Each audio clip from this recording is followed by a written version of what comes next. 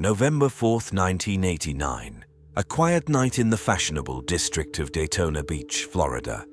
Only the lights on the porch illuminate the extravagant mansions, whose occupants have long gone to sleep. Suddenly, the silence of the night was shattered by police sirens after a desperate call was received at the rescue service at 4:54 from the Fotopoulos family's house. In the bedroom on the second floor, officers found a man holding his wounded wife to his chest. Another man lay motionless in a pool of blood on the floor. Members of the small but influential Greek community in the city, Costa and Lisa Fotopoulos, along with Lisa's mother and brother, lived in a huge white mansion on the banks of the Halifax River. The officers were met by Lisa's brother, who led them to the bedroom on the second floor. 26-year-old Lisa Fotopoulos was alive but in agony. She had been shot, and the bullet had entered her head, although hope was not yet lost as it had not penetrated her brain. It struck her forehead, deflected off a bone, and came to a rest just above her left eye. While it was still a gunshot wound, and the medics couldn't know the extent of the damage until she was examined at the hospital, they believed she had a chance to survive. They rushed her to the hospital as quickly as possible. As for the young man lying on the floor, there was nothing that could be done for him. Costa had shot the intruder who attacked his wife, emptying the entire magazine into him. While Lisa was being rushed to the hospital, and newspapers competed to write about the hero who shot the robber. Saving his wife and family, the police began investigating the botched robbery. However, it didn't take long for suspicions to arise among the investigators. On the first floor of the house, they found a broken window, indicating the intruder had entered through it. But the window was too small for a sturdy man to fit through without cutting himself. It was also too far from the door handle to open it in such a manner. Furthermore, despite the presence of crystal, silverware, electronics, and artwork in the house, the stranger hadn't touched anything and went straight to the bedroom where he shot Lisa. This raises the question of why her instead of first eliminating the main threat, the husband. Even before morning arrived, the investigators decided to take a closer look at this case and at Lisa's husband. Konstantinos or Costa Fotopoulos grew up in Athens, Greece, in a wonderful family. His father held a prominent position as one of the directors of the Greek airline. Since childhood, Costa dreamed of moving to the United States, where he believed a better life awaited him, a life filled with sports cars, big houses, and beautiful women. At the age of 18, he enrolled in Daytona University, where he studied aviation management. To cover his expenses, he worked as a waiter in a restaurant. It was there that he was introduced to Lisa. Even in the modern world, traditional values still hold importance, and every Greek family in the USA wants to marry their child to someone from Greece, a person with the same faith and cultural heritage. Costa seemed to be the ambitious and intelligent Greek guy that parents wanted to see as Lisa's husband. The young woman was captivated by the charm of this young man. He too was impressed, but not by her beauty or intelligence, but by the state of her family.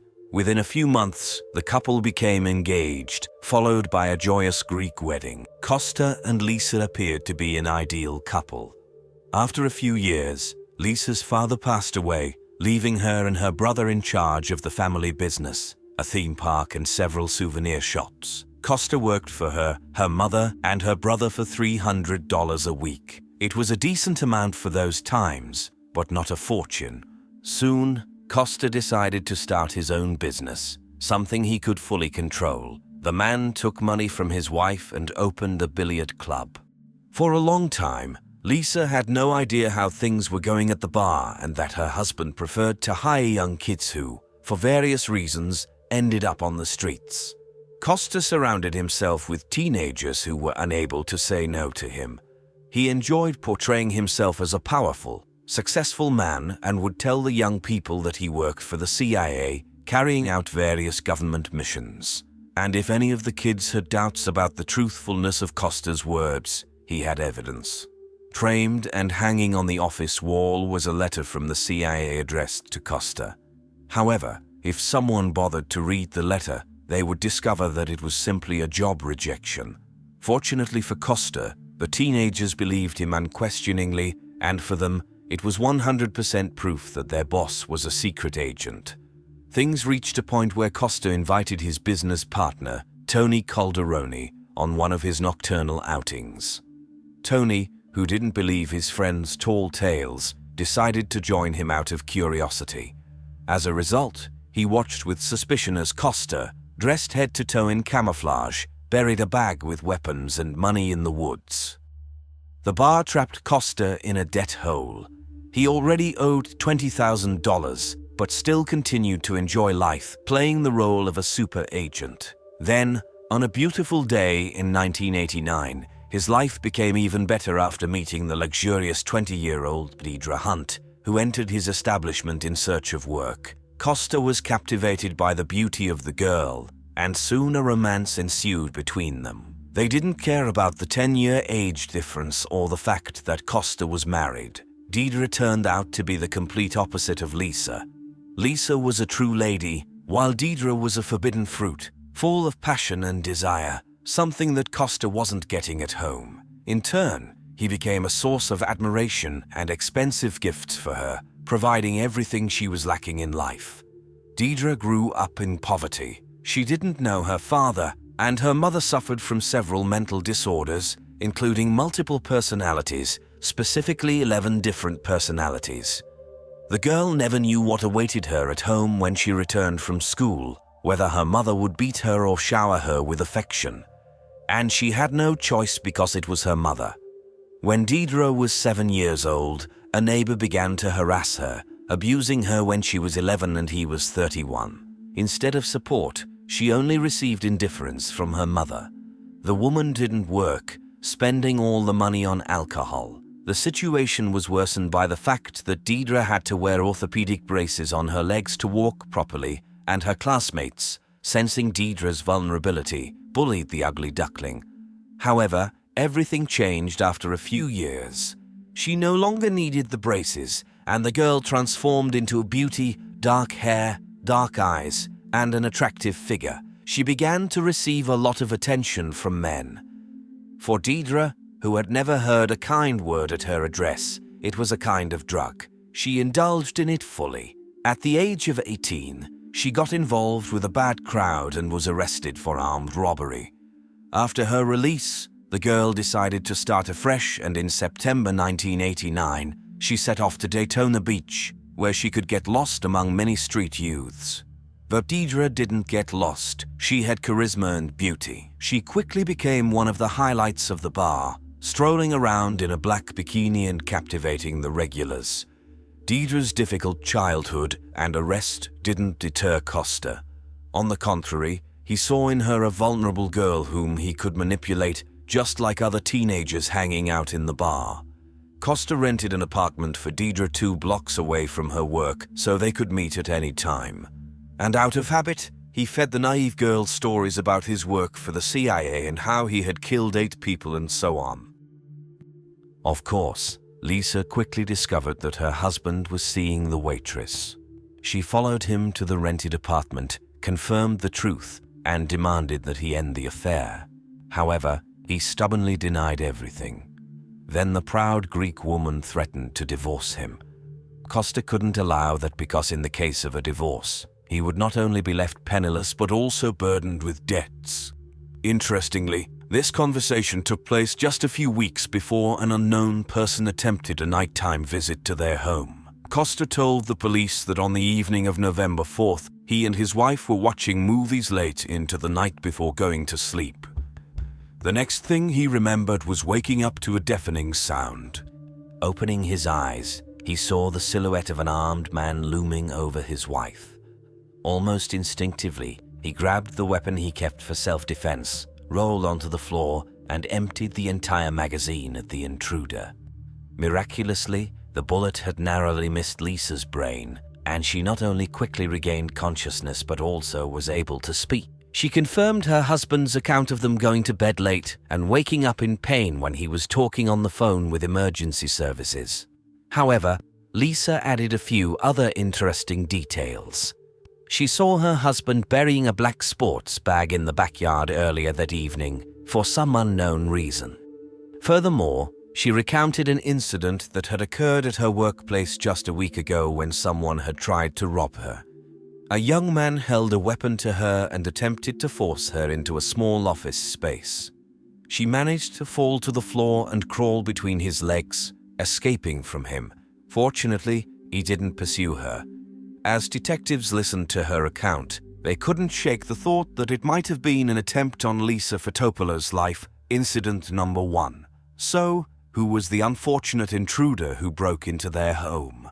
It turned out to be an 18-year-old named Brian L. Chase. His father stated that his son had been missing for a while, getting involved with a bad crowd that frequented Costa Fopo bar. As the media buzzed about the incident, the news reached the teenagers who frequented Costa's bar. A phone call came into the police, altering the course of the investigation. The call was from a 20-year-old named Newman Taylor. Taylor believed that the police would find it interesting to know that if Brian Chase was the one who died, he had been hired to kill the woman. Taylor was a friend of Deidre, and a few weeks ago, she offered him $10,000 to kill Lisa. It was a tempting offer, but what stopped him was his knowledge of Costa. Taylor was certain that he wouldn't make it out of the Fotopoulos house alive because Costa had an arsenal of weapons stored there. He refused, realizing that his own death could be part of the plan. Now, when he read the news, he immediately understood what had happened. Brian was his friend, and he didn't want Deidre and Costa to get away with it.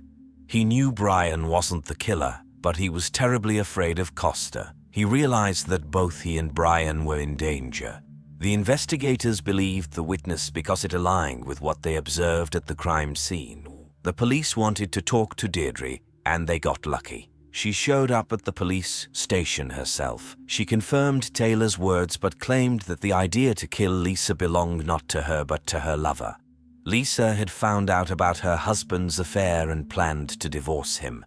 In the event of a divorce, Costa would be left bankrupt, but if Lisa died, he hoped to receive a $700,000 insurance payout.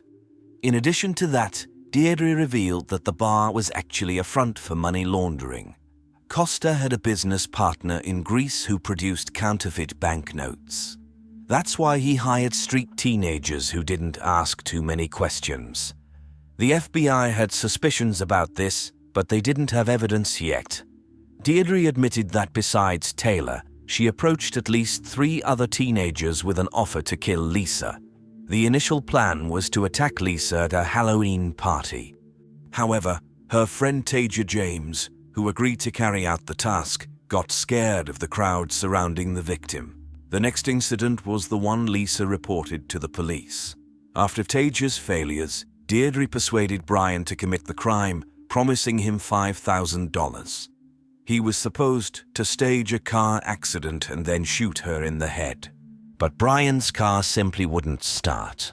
The next time he tried to break into the house, he was scared off by the neighbors. Only on the 3rd attempt did he manage to get close to Lisa. Costa disabled the alarm, so the young man entered the house unimpeded, walked straight into the bedroom, and shot the sleeping young woman. He was supposed to shoot again, but the gun jammed, and while he was struggling with it, Costa emptied his entire magazine into him. Costa had initially planned to kill Brian to appear as a hero. But when he realized his wife was alive, he and Deidre started brainstorming how to finish the job. They decided to dress Deidre as a nurse and deliver a bomb disguised as flowers to Lisa's ward. Fortunately, the police were guarding Lisa's room, and this plan also failed. Deidre's story seemed so incredible that the investigators could barely believe it. But it didn't end there. In an almost casual tone, sipping on a Diet Cola and taking a drag from her cigarette, Deidre claimed that she and Costa had killed before. Their victim was a young man, 19-year-old Kevin Ramsey, who worked at Costa's bar. The young man knew about the money laundering, but, unlike most teenagers who kept their mouths shut, he believed he deserved a share. He threatened to blackmail Costa, and Costa fired him. However, supposedly impressed by the young man's audacity, Costa offered Kevin to join a secret club of hired assassins. According to his words, it was an elite group of trained killers who received thousands of dollars for complex tasks ordered by the CIA. Costa mentioned that all recruits had to undergo an initiation ritual. Kevin agreed and allowed himself to be taken to the woods and bound. Costa promised that he and Deidre would simply shoot near his feet for a few minutes to make sure he wouldn't flinch and would be capable of such work. Suddenly, Costa gave Deidre a signal and she shot Kevin 3 times in the chest. Because it wasn't Kevin's initiation, it was Deidre's. Then she approached the young man, grabbed him by the hair, lifted his head, and shot him in the temple. After that, Costa took his AK-47 and fired a final shot into Kevin's head. Then they both left without even untying their victim. As a successfully completed initiation ritual, Costa gave Deidre a black beret and promised to make a monogram for the secret club when she tracked down and killed the next target. Upon hearing this story, the investigators began to suspect that they were dealing with a deranged person. The murder of a teenager whose disappearance wasn't even reported. Her words seemed too far-fetched to believe. To expose the liar, they asked her to lead them to Kevin's body. Without hesitation, Deidre showed them the way. The poor boy's body still lay in the woods, where the lovers had left him, but that wasn't all. Deidre made an even more significant statement that caused a sensation. She claimed the existence of a video capturing Kevin's execution. Initially, Deidre was enthused about the recording, but then she realized that Costa would use it to keep her as his accomplice under control. Was the girl trying to portray her lover as a psychopath to protect herself? Or was there really a video that would lift the veil of secrecy over the hired assassins club? The investigators had to ascertain this. Costa, of course, denied everything, but upon obtaining a search warrant, the police found a cassette in his garage. It was a fully captured video of the teenager's murder. The boy screamed in pain and terror so intensely that the police officers in the room took a while to recover from what they had witnessed. But the crucial evidence in the recording was that Deidre followed the instructions of a man behind the camera, a man with a distinct Greek accent. Simultaneously, the police unearthed the sports bag mentioned by Lisa. Inside were an AK-47 and the .22 caliber pistol, which the two had used during Kevin's murder. Deidre Michelle Hunt and Konstantinos Fotopoulos were charged with the murder of Kevin, Brian, and the attempted murder of Lisa. During Deidre's trial, prosecutors portrayed her as a ruthless and cold-blooded killer, but during Costa's trial, they presented her as his victim, someone who believed in his fabrications about secret agents and an exclusive club of top-notch assassins. The prosecutors themselves admitted to perceiving Deidre's role differently in this case and couldn't agree on the matter. Perhaps the truth, as always, lies somewhere in between. Deidre's mother testified in her favor, confessing to mistreating her daughter when she was a child. Deidre saw nothing but chaos in her life, so it's not surprising that she fell under Costa's influence. According to her testimony, Costa physically and psychologically tortured her, extinguished cigarettes on her, burned her with an iron, and committed other atrocities. An hour before the verdict was announced, she decided to admit her guilt in the crime to avoid the death penalty. However, the judge showed no sympathy towards her. Watching the video of Kevin's murder was enough for him to sentence her to death. Deidre appealed based on the fact that while she was in prison, awaiting the opportunity to testify against Costa, her lawyer struck a deal with a television show to sell her interview for $5,000. Deceptively, he brought the filming crew to his client, claiming it was merely preparation for her testimony in court, but once there, he revealed they were journalists and persuaded her not to resist and to tell her story. The lawyer was banned from practicing law for a year as punishment. Deidre's sentence was commuted to life imprisonment. Costa, who was also sentenced to death, filed appeals, but they were unsuccessful. He is still awaiting the execution of his sentence and possibly enjoying some attention by entertaining viewers with his tales about the CIA. Fortunately, even in this story, there are some positives. The doctors chose not to remove the bullet from Lisa's head, but she fully recovered and continues to lead a normal life, carrying on her father's work in Daytona Beach. She married a wonderful person and left behind the story with Costa and the 6 unsuccessful attempts on her life far behind her. On March 1st, 2011, at 2 o'clock in the morning, Gisela Daoud heard her phone ringing. An unknown number appeared on the screen. It was a police officer from the city of Valence asking if she was the mother of Samira Ben Saad.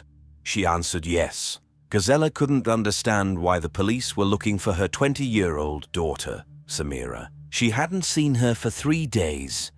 The woman demanded an explanation of what was happening, but the police response did not calm her at all. The caller stated that they were searching for Samira because her boyfriend, 22-year-old Mayel had gone missing. The police had discovered that the young couple had been dating for 8 months. However, Gisela knew nothing about the guy. Samira and Mayel had met at a party. Samira Ben Saad was a very beautiful woman who was aware of her attractiveness. She wanted to become a model and loved posing for photographs. Mayel, in turn, was also a very nice and pleasant young man. There was an immediate mutual attraction between them, and they started seeing each other. However, on February 28, 2011, at 9:45 p.m., Mayel's boss from the construction company contacted the police. He was worried because he hadn't heard from his employee for 3 days. On Saturday morning, the guy came to work and then his phone rang. He quickly got up and left without any explanation, and no one had seen him since. On Monday morning, his boss was surprised that he still hadn't shown up. They considered him a punctual and responsible employee, and it was the first time he didn't come to work. His boss found out that Mayel wasn't answering calls from colleagues and friends, so he decided to contact the police. First, the police went to the guy's home in the city center of Valence, but it yielded no results because no one answered the doorbell. His car was not at the house either. On the same evening, the police talked to Mayel's mother. She hadn't received any news from her son for 3 days and added that during their last meeting, he had behaved very unusually, being extremely emotional and tense. The woman mentioned that her son hugged and kissed her and said he loved her, something he had never done before. The details uncovered by the investigators seemed very suspicious. Mayel and Samira disappeared on the same day without explaining anything to anyone and had not contacted their families for 3 days. It couldn't be a coincidence.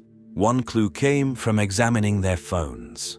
The investigators found out that Samira and Mayel didn't just leave at the same time, but they left together in Mayel's car. The phone pings revealed that on Saturday, in the middle of the day, they headed to Nice, and in the evening, they checked into a luxury hotel on the promenade. The investigators contacted the hotel and learned that there were surveillance cameras capturing 2 guys and a woman. The description perfectly matched Samira and Mayel. They left Nice on Sunday morning and arrived in Livorno, 400 kilometers east of the border between France and Italy, by the evening. The young couple was clearly heading further into Italy, and the French police sought assistance from their Italian colleagues. Mayel had booked a room in a prestigious hotel in Livorno. The hotel staff confirmed that a guy and a woman matching the description of the missing couple had stayed with them. So, Saturday evening was spent in Nice, and the next day they headed to Livorno. Everything indicated that Samira and Mayel had embarked on a spontaneous romantic journey, especially considering that the Riviera was conducive to such adventures.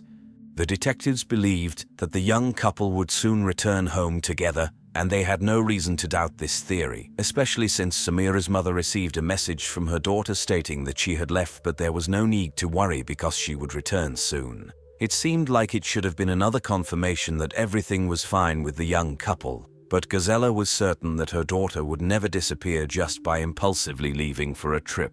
Samira was a responsible woman who never missed work. There was another detail that troubled Gisela. She couldn't understand how her daughter, who loved being photographed and never left the house without meticulously applied makeup, styled hair, and carefully chosen clothes, could go away for several days with a young man without taking any belongings with her. She was also puzzled by the fact that Samira sent an SMS. The thing is, she would usually just call her mother. They were close and could talk for hours, so receiving a text message didn't calm her down. Instead, it only worried her even more.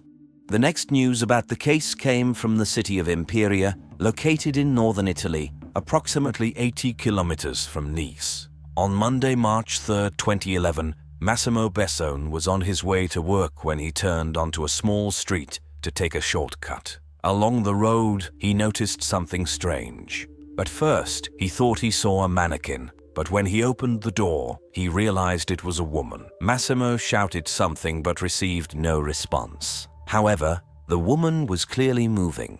He quickly called for an ambulance. Italian police determined that she was the missing French woman.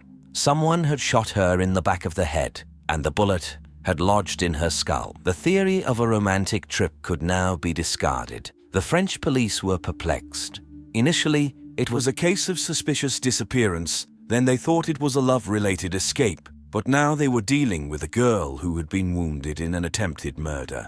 Samira was alive but in critical condition.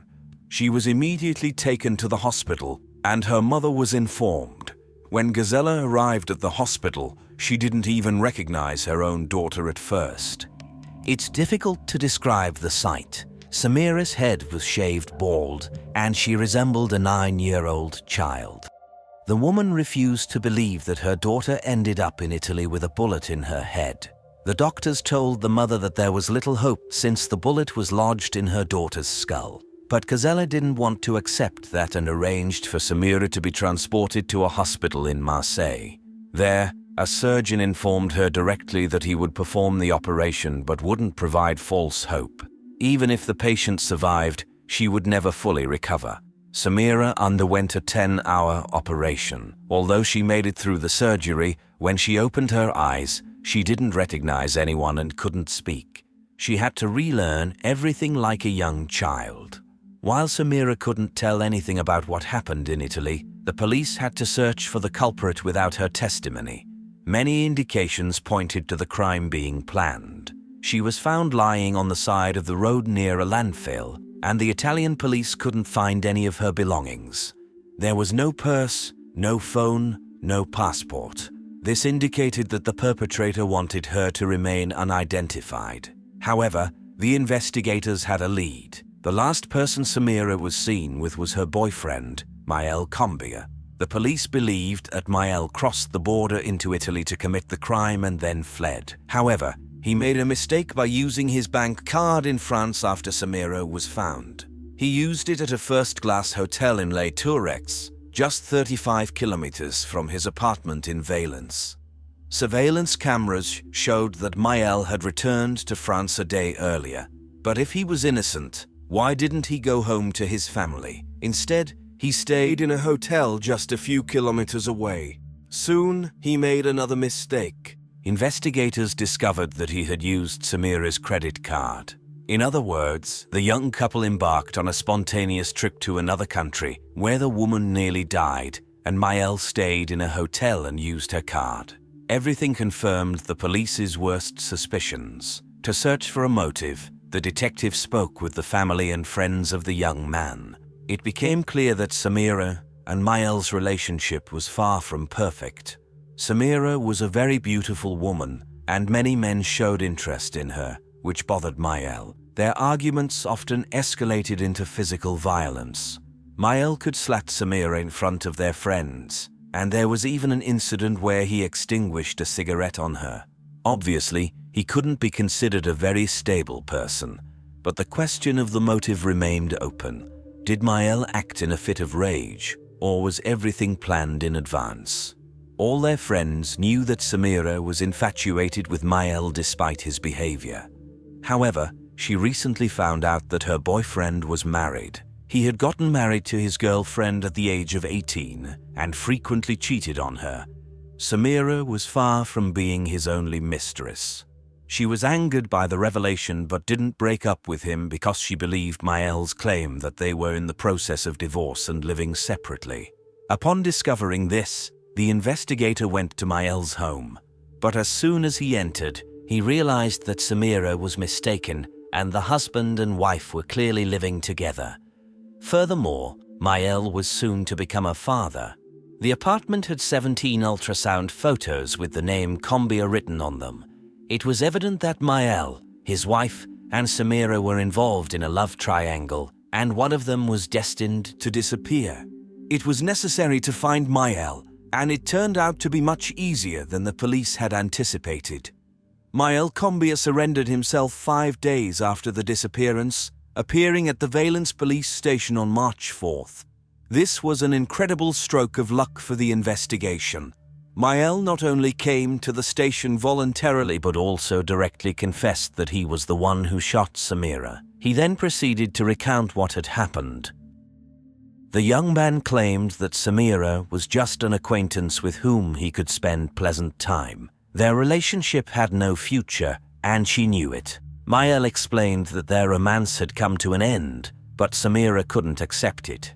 She didn't give him a moment's peace, constantly calling him and sometimes dialing his number 150 times in a single day. He showed the investigator his phone, which displayed evidence that Samira had called him approximately 1,000 times in a month.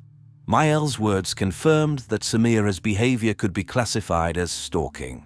But could this be considered a justification for shooting her? Soon, the situation escalated to the point where the young man feared for his life. He recounted what happened on the Friday evening before their departure to Italy.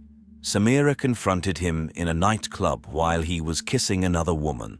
She stormed out of the club, scratched his car with her key, and they began arguing, which escalated into a fight with Samira's cousins.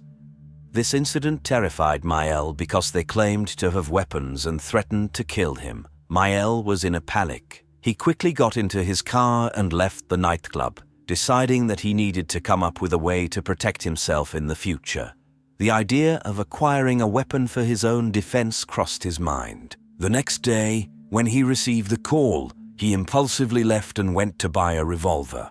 However, all of this still didn't explain why he shot Samira.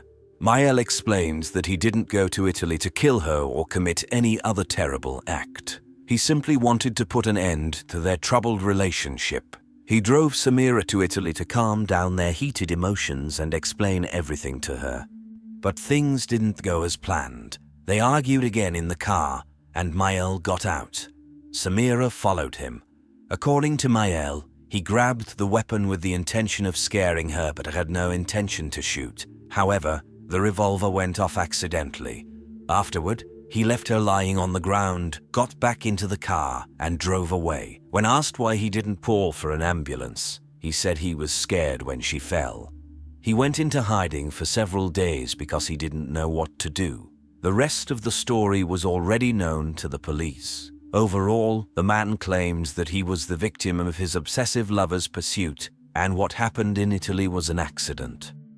He was arrested for attempted murder, but his explanation didn't fully convince the police. Some pieces didn't fit together. Why would someone travel to another country and stay in a luxury hotel just to end a relationship?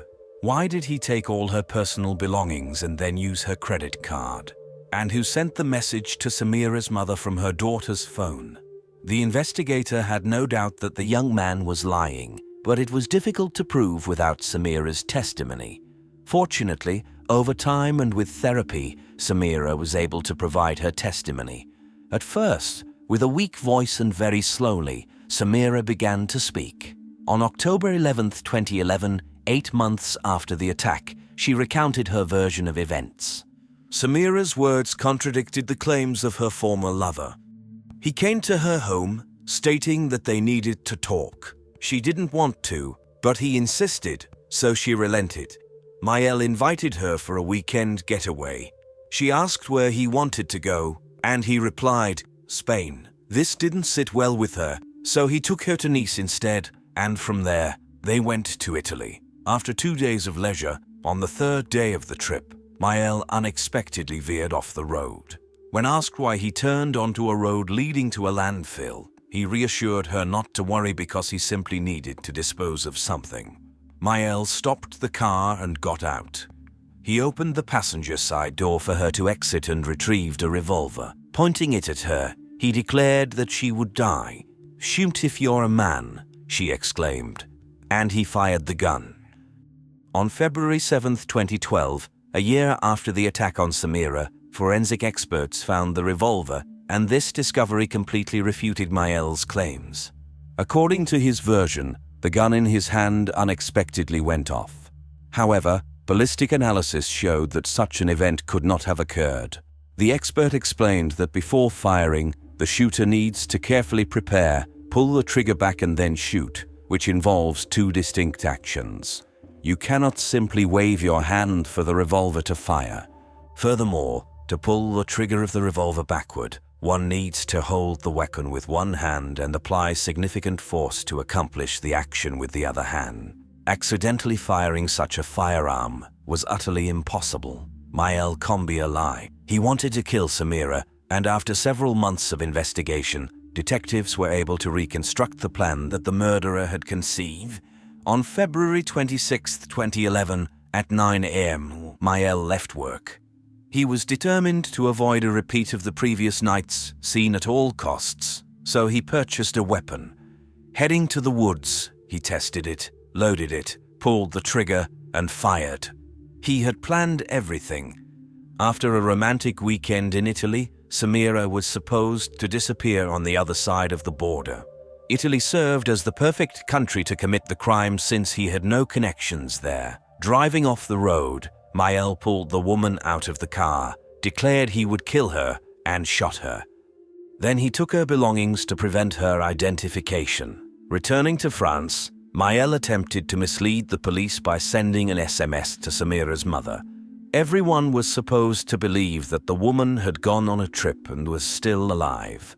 The guy believed he had committed the perfect crime and was confident that he would never be caught. Imagine his surprise when he discovered that his victim had survived. While the police were searching for him, he spent 5 days hiding near his hometown, contemplating his next actions. He lacked the means and useful connections to escape, so he devised a new strategy for self-defense.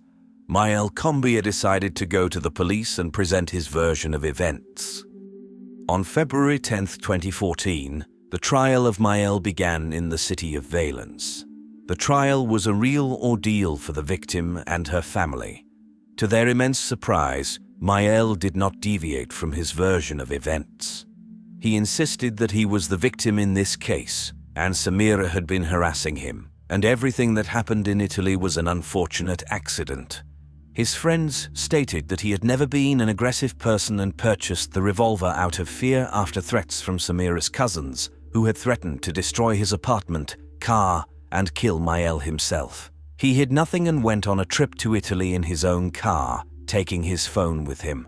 He simply wanted to take the woman on a trip to calm her down, as he was emotionally exhausted from Samira's constant call. It is also worth noting that Mayel conducted himself with exaggerated politeness and respect during the trial, effortlessly charming the jury, and his strategy paid off. He was sentenced to 13 years of imprisonment. The lenient sentence made many wonder if there was a connection between Mayel's behavior in court and the relatively short duration of the sentence chosen by the jury. After all, people often associate criminals with unpleasant personalities, and it is difficult for them to convict a charming young man with excellent manners. Samira considers this punishment too lenient, as by the time he turns 40, he will be a free man, able to live a normal life, while she will forever remain bound to a wheelchair simply because she loved a man who decided to kill her. The surgeon explained that during 1 year of therapy, Samira regained 80% of her abilities, after which the effectiveness of rehabilitation sharply declined, leaving her dependent on the help of others for the rest of her life. She admits that she was willing to do anything for love, and this is how he repaid her. For 17 years, even the youngest residents of the French commune of Germain couldn't truly enjoy life due to the pervasive fear that gripped their families. Local resident Manon lives near the former home of the grieving family, and her parents told her about what happened when she was still a child. We walk the same streets, so, of course, we are afraid that someone might attack or abduct us, the girl says. My father always accompanied me, and now we finally know what he did. And he confessed to everything. That is somewhat comforting. For 17 whole years, it was impossible to see a child walking alone on the street. On January 9, 2003, 9-year-old Estelle Mouzin disappeared while returning home from school in her hometown of Germain, in the department of Seine-et-Marne near Paris. The girl lived with her mother Suzanne Mouzin, who was in the process of divorcing her husband and Estelle's father, Eric Mouzin.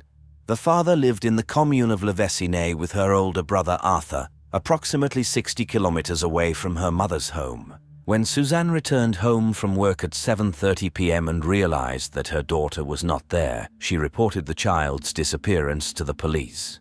In July 2003, the police began to suspect that serial killer Michel Fourniret might be involved in Estelle's disappearance because he had confessed to killing 7 people, including 3 young girls. Michel Fourniret and Monique Olivier appeared to be ordinary French retirees, he with his glasses and well-groomed hands in a professorial pose, and she, with her sunken cheeks, resembled a typical grandmother looking after her grandchildren. Behind this facade, however, lay one of France's most dangerous sexual predators, who committed his murders with the active involvement of his wife and faithful accomplice. This grey-haired couple stood alongside the most horrifying criminals in the country's history. Using her image as a happily married, respectable wife, Olivier instilled confidence in the girls that they had nothing to fear, while the poor victims were about to become the next prey of the killers. Once the girls were kidnapped, bound, and sometimes drugged, Olivier would inspect them, checking whether they were virgins, which her husband desired. The couple met after Fourniret was arrested in 1984 for sexual crimes in the Paris area and placed an advertisement in a newspaper seeking a pen pal. Michel and Monique corresponded for a long time, and then, as it turned out, Fourniret proposed to Olivier, a former caregiver, to get rid of her 2 ex-husbands who, according to Monique, had mistreated her. In exchange, she promised to find young girls for him. Fourniret never fulfilled his promise, but 2 months after his release in 1987, Olivier did what she called her first offering to her beast. Isabelle Laville was a shy 17-year-old girl who was seeing a therapist. Olivier said she chose her because she reminded her of her young self but was still an innocent girl that her husband desired. Olivier drove up to Isabelle in her car and asked for directions, convincing the girl to get in the car and show her the way. A little further down the road, Fourniret was waiting for them, pretending to be a motorist who needed help because his car broke down. Olivier stopped and allowed the man to get in. As they continued on their way, Fourniret, sitting in the back seat, strangled the girl and announced that she was now their captive. On the way back to their home, they drugged Isabelle too much. At home, Fourniret found himself unable to assault the girl, so he had sex with Monique instead, and then he killed Isabelle by strangling her. In 2006, he led the police to her remains, which were dumped in an old well. Olivier claimed she didn't know that Fourniret would kill the girl. Whatever the case, the incident seemed to solidify the relationship between the couple. In 1988, while pregnant, Olivier asked 20-year-old student Fabienne Leroy for help, saying she urgently needed to see a doctor. The sympathetic girl got into the car, and this time, Fourniret was behind the wheel. He drove the car into a field and forced the victim to get out at gunpoint. After Olivier checked the girl's virginity, Fourniret assaulted and killed Fabienne. Her body was found in a field the next day, and the couple continued to find victims and kill them following their established pattern. When their son Salem was born, the criminals didn't hesitate to use him as bait, telling girls they needed a doctor for the baby. Even if Olivier didn't always accompany her husband on his trips, he would always tell her about his exploits, claiming that he went hunting or saying, "I found satisfaction." In 2003, Fourniret made a mistake. A 13-year-old girl he abducted in Belgium managed to escape from his van when he stopped at a gas station. She chewed through the rope he used to tie her wrists. The girl was picked up by a passing motorist who noted down the van's license plate number. Fourniret was arrested, and in his car, they found several hairs, one of which belonged to Manania Thumpong, a 13-year-old girl whose remains were found in a forest in 2001. Fourniret was not eager to cooperate with the investigation, but the police from at least 5 countries, France, Belgium, the Netherlands, Germany, and Denmark, began reviewing cases of violence, abductions, and murders that remained unsolved and resembled Fourniret's crimes.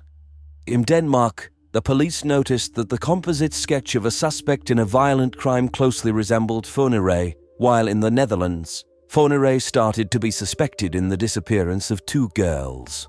In 2004, the criminal finally confessed to kidnapping and killing victims during the 1980s and 1990s, admitting to abducting 9 girls and young women during that time. He is also suspected of 10 more murders, 9 in France and 1 in Belgium. In 2006, rumors circulated that Fourniret might be the true culprit in the case of Christian Ranucci. Christian, a 20-year-old man, was beheaded by the guillotine in France on July 28, 1976, after being suspected of killing 8-year-old Marie Dolores Rambler. This case had always been highly controversial. On June 3, 1974, Marie Dolores and her brother Jean met a young man driving a car, wearing a red sweater, who claimed he was looking for his lost dog. The man had asked the children to help him, and Jean ran to search for the dog, while Marie Dolores got into the man's car and was abducted. An hour after the girl's disappearance, Christian's car, a grey Peugeot 304, was involved in an accident and left the scene. Witnesses described the driver's appearance to the police, who immediately concluded a connection between the abduction and the fleeing motorist.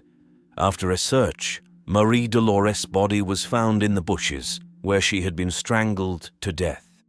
Ranucci was arrested due to the car accident and the fact that he was allegedly carrying a heavy package. Police found trousers with dried bloodstains in his car, and the blood group on the trousers matched the girl's blood group. At first, Ranucci confessed to the murder and told the police where he had hidden the knife in the bushes. What was strange about this confession was that he only confessed to facts that the police had already established in the first 48 hours of the investigation. A day later, Ranucci denied his involvement in the crime. Allegedly, Ranucci's case was adjusted and physical evidence was hidden to match his confession. The bloodstains on the trousers turned out to be much older and were merely the result of the man falling off a motorcycle. Moreover, Ranucci had the same blood group as the girl.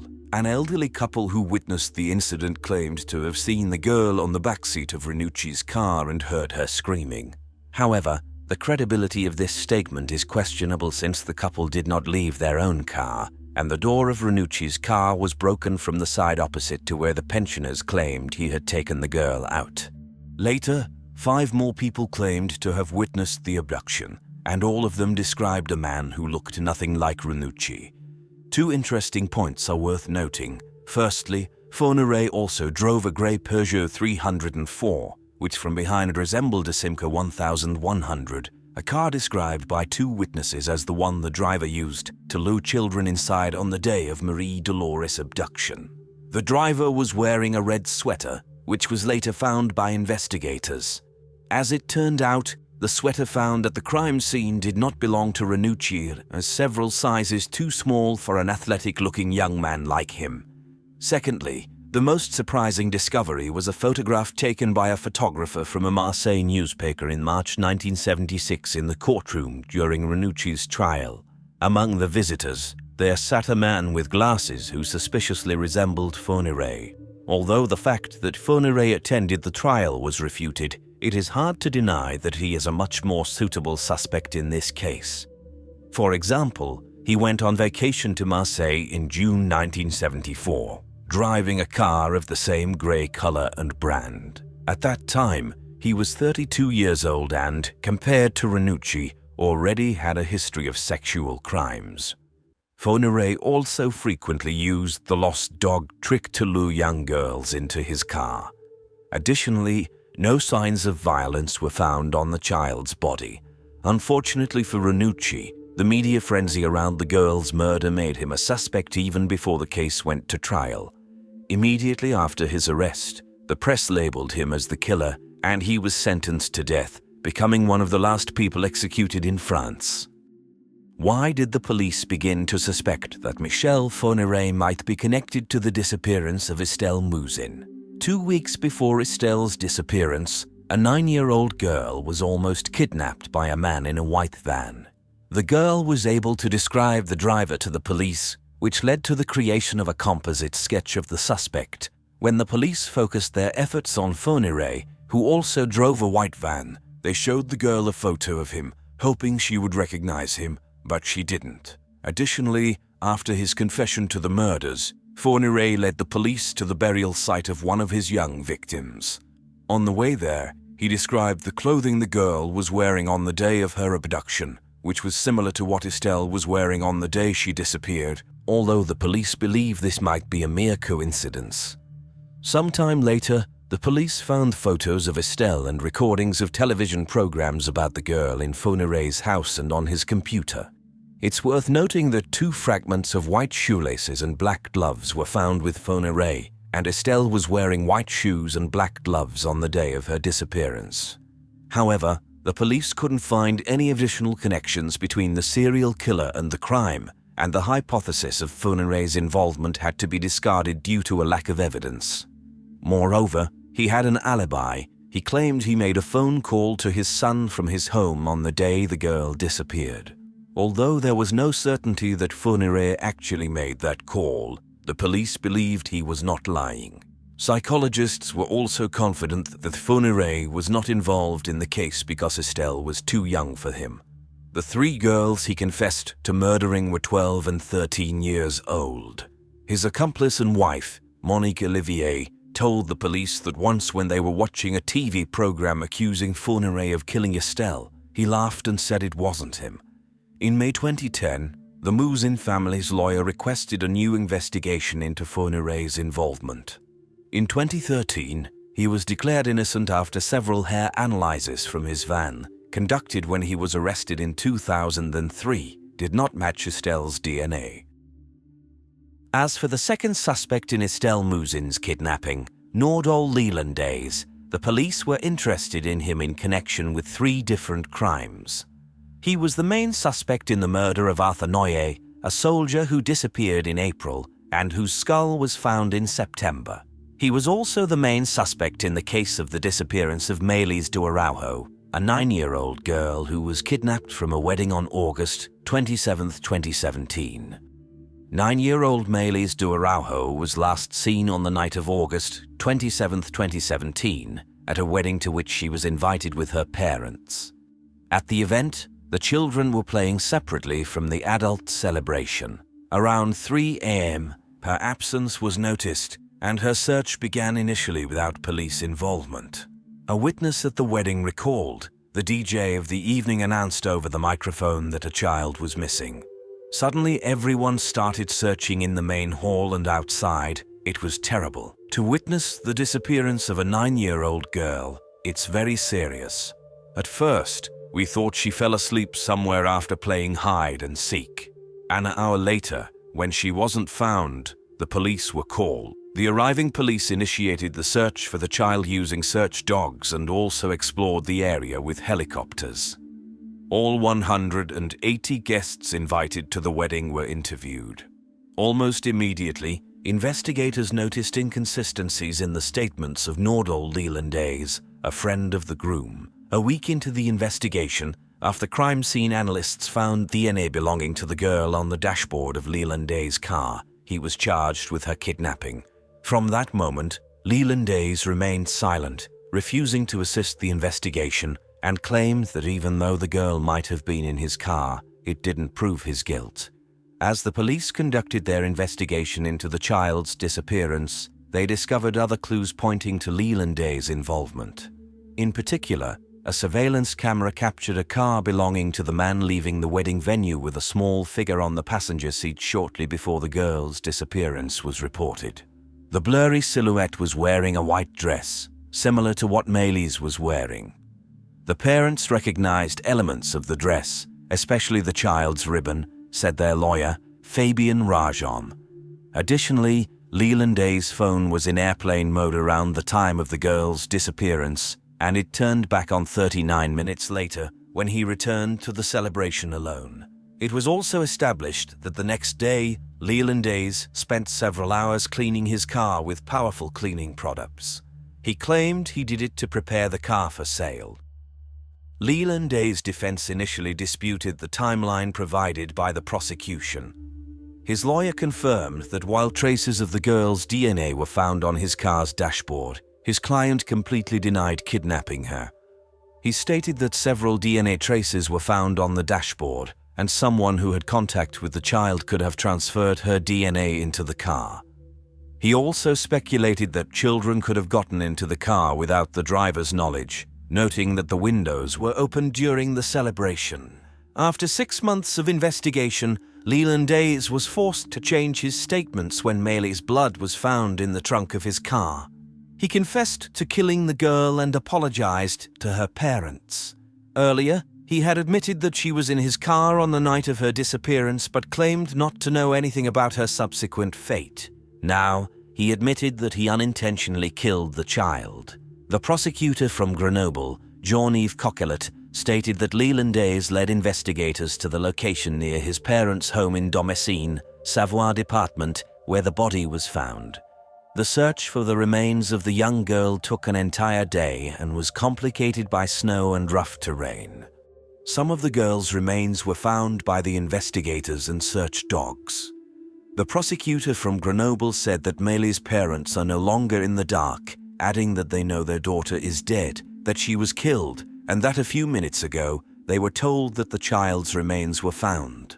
This is a horrific conclusion to the case, the culmination of 6 months of investigation and search, he added. The girl's mother addressed Lelandais through a Facebook message. We had to wait 5.5 months for this monster to finally speak. Mayel's will haunt you day and night in your cell, she wrote, grieving. My little angel, I couldn't protect you from this predator, and I will blame myself for that for a long time. Nordahl Lelandais, a former military dog handler who was also charged with the murder of a young soldier, claims that he killed Mayel's de Araujo by mistake but refused to provide details of what happened. Post-mortem examination showed that the girl had a broken jaw, likely from a strong blow to the face. The prosecutors handling Mayel's case suspect Lelandais to be a serial killer. On December 21, 2017, he was charged with the murder of Arthur Noyer, a 23-year-old soldier who disappeared without a trace during a hike on April 12, 2017. The soldier's relatives admitted that they also hoped to learn the truth about his death. Arthur was last seen early in the morning on April 12, 2017, as he left a nightclub to go on a hike in Chambéry. Pieces of his skull were found on a hiking trail in the municipality of Montmelian, near Chambéry, in September. The phone company recorded Lelandais' phone in the same area at the time of the soldier's disappearance. Lelandais' Audi A3 was also spotted by surveillance cameras in the Chambéry area. During the investigation, police also searched his computer and phone, and it was revealed that 2 weeks after the soldier's disappearance, Lelandais entered the search query human body dismemberment. Over time, Lelandais confessed to investigators that he gave the soldier a ride but denied any involvement in his death before finally admitting to the murder on March 29, 2018. There are also suspicions that Lelandais may be responsible for the unsolved murder of 3 people in the Alps when a British man, his wife, and his mother-in-law were killed in a car park in a wooded area in September 2012. Other cases in which Lelandais may be involved include the disappearance of Adrien Murel, a 24-year-old Belgian man who went missing near Lake Annecy in July, and Jean-Christophe Morin and Ahmed Hamad, who disappeared in 2011 and 2012, respectively. Lelandais' alleged connections to these murders led the police to start reviewing other cases of missing people in the region as they feared he might be a serial killer. The police investigated his possible involvement in at least 10 other crimes. While investigating other potential crimes, Lelandais' connection to the case of Estelle Mouzin came to light. Mayel's disappearance bore similarities to Estelle's case, as the girls were about the same age, and both vanished without a trace, with no witnesses to the abductions. Recognizing this similarity, Estelle's family requested to determine Lelandais' whereabouts at the time of their daughter's disappearance. Unfortunately, or perhaps fortunately, it turned out that he was serving in the military in the Marne department, 150 kilometers away from where Estelle disappeared. Thus, law enforcement had to dismiss him as a second prospective suspect in Estelle Mouzin's abduction case. Over the course of several years while the search for Estelle was ongoing, other potential leads were discovered, which ultimately led nowhere.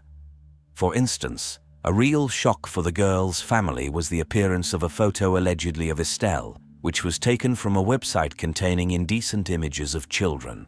Her father confessed how upset he was by the appearance of such a photo, but it turned out not to be his daughter. The girl in the photo appeared older than Estelle, and the image was taken several years before her disappearance. The police had no new leads, and the chances of finding Estelle were diminishing before their eyes. But then thunder struck on January 24, 2020, when Monique Olivier, the former wife of Michel Fourniret, claimed that her ex-husband killed Estelle Mouzin. On March 6, 2020, her statements were confirmed by Michel Fourniret himself. For years, Michel Fourniret denied any involvement in the girl's disappearance. However, 16.5 years later, on November 27, 2019, Michel Fourniret, a serial killer and predator of minors who was already serving a life sentence, became the primary suspect once again. He was charged with abduction and forced confinement, which ended in death. On January 24, 2020, Monique Olivier confirmed to Judge Sabine Keris that it was indeed her who made the phone call from their home to Fourniret's son on January 9, 2003, the day of the girl's disappearance. Not stopping there, she continued to narrate that the girl represented the type of victim her husband was seeking, and she was not too young for him as psychologists once claimed. She admitted that a few days before the abduction, her husband had been driving around the region and returned one evening, announcing that he had spotted a beautiful little target, as he put it. Responding to questions from the investigating judge after his alibi collapsed due to his former wife's confession, Fourniret finally confirmed that he abducted and killed the girl. However, the elderly Fourniret claimed during the hearing that he suffers from memory loss and was not formally charged. "It is very likely, even very, very likely, that I was the author of that disappearance," Fourniret said, asserting that nothing clicked in his head when he was shown a picture of the girl. "Since I cannot say for sure that I am responsible for her disappearance, I call on you to consider me as guilty," he added. Fourniret, 78 years old according to media reports, is suffering from the early stages of Alzheimer's disease, experiencing moments of absence, but has generally understood everything, according to Didier Sabin, the lawyer of Estelle's father. To corroborate Fourniret's statements, Monique Olivier was questioned again, and she confirmed that her husband did indeed abduct and kill Estelle Mouzin. Although Fourniret confessed to the girl's murder, he refused or was unable to reveal the location where he hid her body. He only mentioned that she might be on the property of one of his houses in the Ardennes. Forensics began the grim search for the girl's remains on Monday, June 22, 2020. Experts sealed off Fourniret's former home in northern France, more than 200 kilometers from where Estelle was abducted on her way home from school. The police also cordoned off another former residence of Fourniret in Château de Sautou, where the remains of other victims of the killer, a 12-year-old girl and a 22-year-old woman, were found in 2004.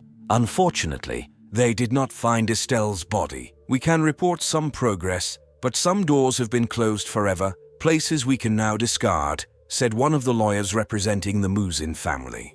Even before Fourniret's confession to Estelle's murder, the serial killer, nicknamed the Monster of the Ardennes, as well as the Virginity Hunter, had been sentenced to life imprisonment without the possibility of parole. His accomplice, Monique Olivier, also received a life sentence with the possibility of parole only after 28 years. The criminal world of Liverpool was seriously shaken. 3 guys broke into a father and son's house and made off with a 30-kilogram stash of prohibited substances. The robbery sent shockwaves through the city's underworld. The gang that owned the stolen batch was once considered untouchable. A secret informant reported that the guys who lost goods worth £1 million were at the top of the city's criminal hierarchy. No one could believe that someone would dare to steal from them. Police managed to crack the case by gaining access to their phones, and in May 2022, some of them found themselves behind bars. However, Liverpool's gangs were still furious and tried to get to anyone they believed was involved in the heist. Rumors circulated that 35-year-old Joseph Nee had been gathering information for them. Joseph Nee had only recently been released from prison, where he served time for drug distribution and robbery. He was granted early release and was required to comply with parole conditions. Nee was part of a gang that trafficked Class A controlled substances into Liverpool, the most dangerous of them all. Joseph wasn't considered the most popular guy even within his criminal circle, and some had even targeted him before because even his own associates viewed him as an informant and a snitch. On August 22, 2022, Joseph and his friends gathered at a mutual acquaintance's house to watch a football match between Liverpool and United. The game ended at 21:52, and shortly after, Joseph left the house with one of his friends, Paul Abraham. Later, Paul would recount that they were simply walking down the street when, at 21:59, they heard 3 loud pops. Of course, they had heard such sounds before and instantly recognized them as gunshots. The men started running. The shooter circled around and began firing at the men from behind at close range. The attacker was very close to his target and, of course, knew how to handle a firearm. As a result, the bullet struck Joseph in the upper abdomen, and he fell immediately. Paul Abraham leaped over his fallen wounded friend and sprinted towards the park gates. It might not have been the noblest behavior towards a friend, but perhaps he knew that it wasn't worth risking his life for Joseph. At that moment, the armed man was in a perfect position, unlike his victim. Joseph lay unarmed, wounded and defenseless on the ground, while the stranger, dressed in black and wearing a balaclava, confidently approached him, holding a 9mm pistol. Joseph begged for mercy, but the stranger paid no attention to his pleas and coldly squeezed the trigger. The shot could only have been lethal, but obviously the universe was on Joseph's side at that moment. As they say, the gun jammed and it didn't fire. Joseph didn't miss this chance to jump up and, despite his wound, run away. Surprisingly, the shooter was prepared for any turn of events. He calmly retrieved 2 weapons, a revolver, and continued the pursuit, never ceasing to fire. Meanwhile, Joseph was running in the direction of King's Hit Avenue, an ordinary street where ordinary families lived. This was the home of 46-year-old Cheryl Corbell and her 3 children, Chloe, Ryan, and their younger sister, 9-year-old Olivia, who everyone called Liv. Of course, all the residents on the street who were at home heard that there was some commotion outside. Some realized that these were gunshots, while others were puzzled about what was happening. Among them was Cheryl. The woman opened the door and looked out onto the street, as many would have done in her place. However, Joseph noticed the light in the partially open door, and he ran as fast as he could toward Cheryl's house. The woman was horrified to see an injured man approaching her, followed by an armed man in a mask. Quickly assessing the situation and realizing that it was not worth getting involved in the gang's altercation, she rushed back into the house and tried to slam the door. Unfortunately, the dropped latch prevented her from doing so. Joseph, desperate to escape and knowing that his time was running out because his pursuer was about to catch up with him, pounded on the door, begging the homeowner for help. Cheryl had already realized that these were some criminal gang troubles, and being a Liverpool resident, she understood that she and her family would face trouble if she got involved in something like this. So, she ordered the man to leave. She must have felt sorry for the wounded man, but her desire to protect her own children outweighed everything else. However, Joseph had no intention of leaving. He threw himself against the door with all his weight, breaking inside, knowing that this would bring enormous problems to the family. The man burst inside and collapsed on the floor, weakened from the chase and the gunshot wound. But the pursuer didn't back down. He saw Joseph Nee enter the house. Another person might have thought that there would always be another day, another opportunity to reach the target. But the shooter had no intention of giving up. He had a mission to accomplish, regardless of who he harmed. The commotion near the front door of the house, which had now shifted into the hallway, was accompanied by noise. Chloe, Ryan, and Olivia were sleeping, but they woke up due to the loud sounds. Ryan recalls that he was in his room when he heard 3 loud noises followed by quick footsteps. It was his younger sister, Olivia, running downstairs crying out, "Mom, I'm scared!"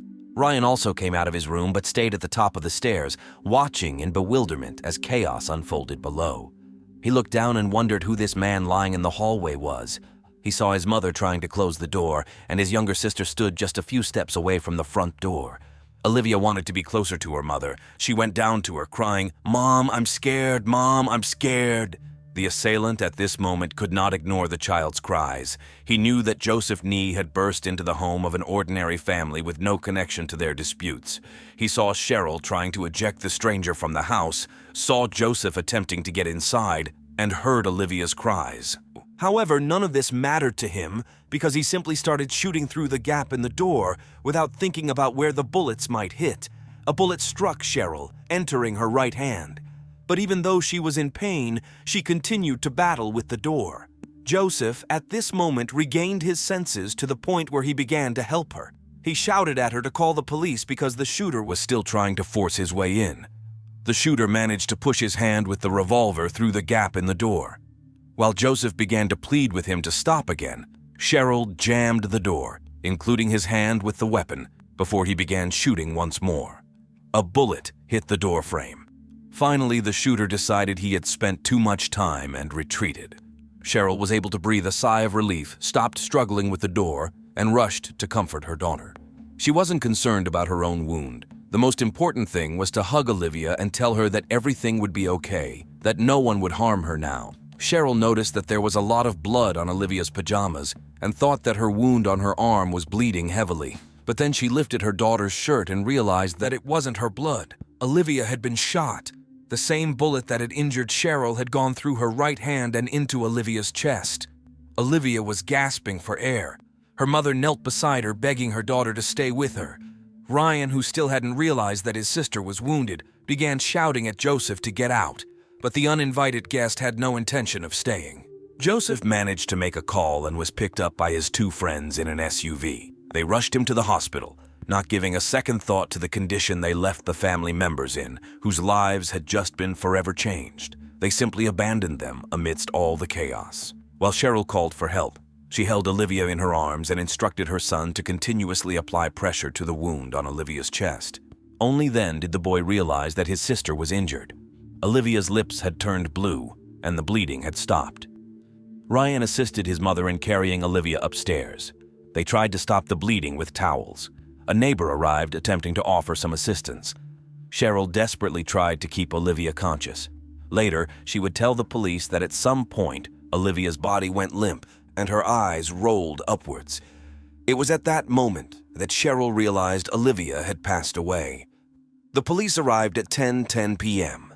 An officer felt Olivia's faint heartbeat, and they carried her out of the house, rushing her to the nearest children's hospital in an ambulance. They held on to hope, but the doctors were unable to do anything. Olivia was pronounced dead at 11:24 p.m.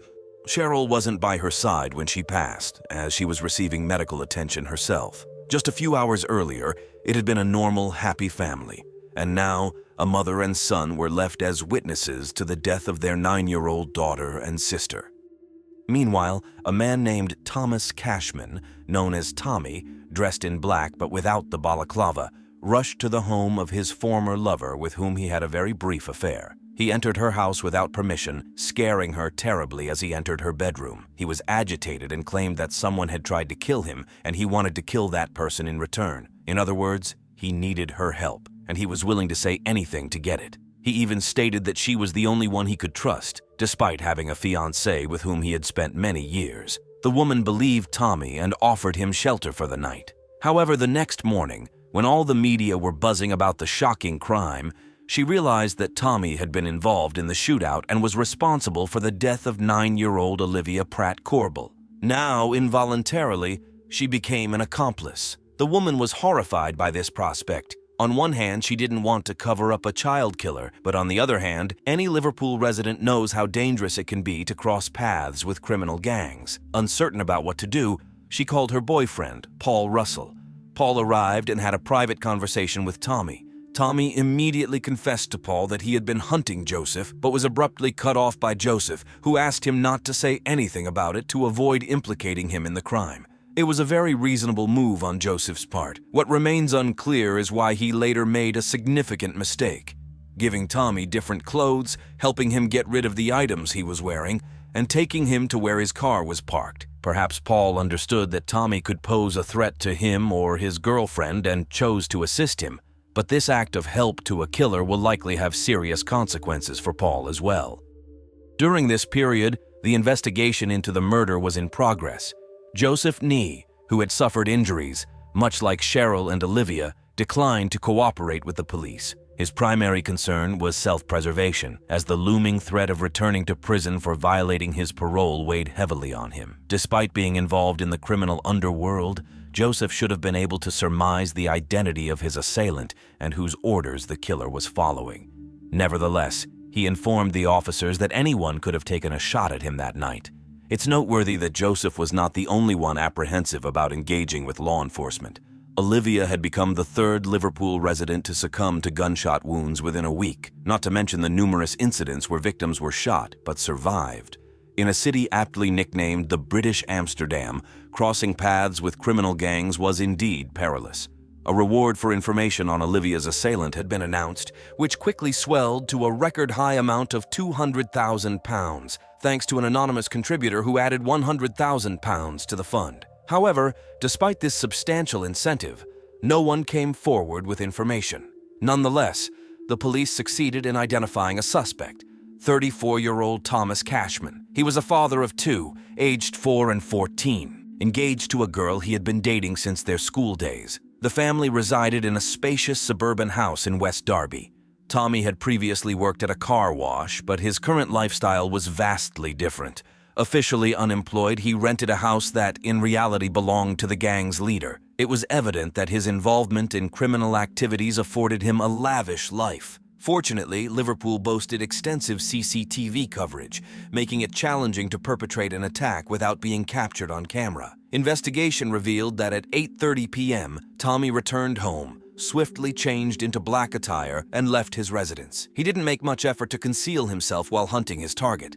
Surveillance footage documented him passing the house on Finch Lane several times before traversing past it once more. Tommy was convinced that his target was inside that house, having closely monitored his movements. He had even attempted to attack him earlier that day, though that endeavor had failed. When Joseph finally left the house, Tommy was resolute in his intent to eliminate him. However, fate took a different course, and an innocent bystander fell victim to a stray bullet. Such are the consequences when the worlds of ordinary individuals and criminals collide. Tommy's trousers, which he had provided to Paul Russell, were discovered at his sister's residence bearing his DNA. Gunpowder residue was also found on his right leg. Video evidence, DNA profiling, and gunpowder residue collectively linked him to the attack on Joseph. Yet the investigation had another valuable asset, a courageous witness who risked his life to oppose Liverpool's criminal underworld. In the early hours of September 4th, 2022, Tommy was apprehended while hiding at a friend's apartment. In October 2022, Tommy was formally charged with Olivia's murder, the attempted murder of Joseph and Cheryl, as well as possession of a firearm. Paul Russell faced charges of aiding and abetting, despite his earnest efforts to distance himself from the case.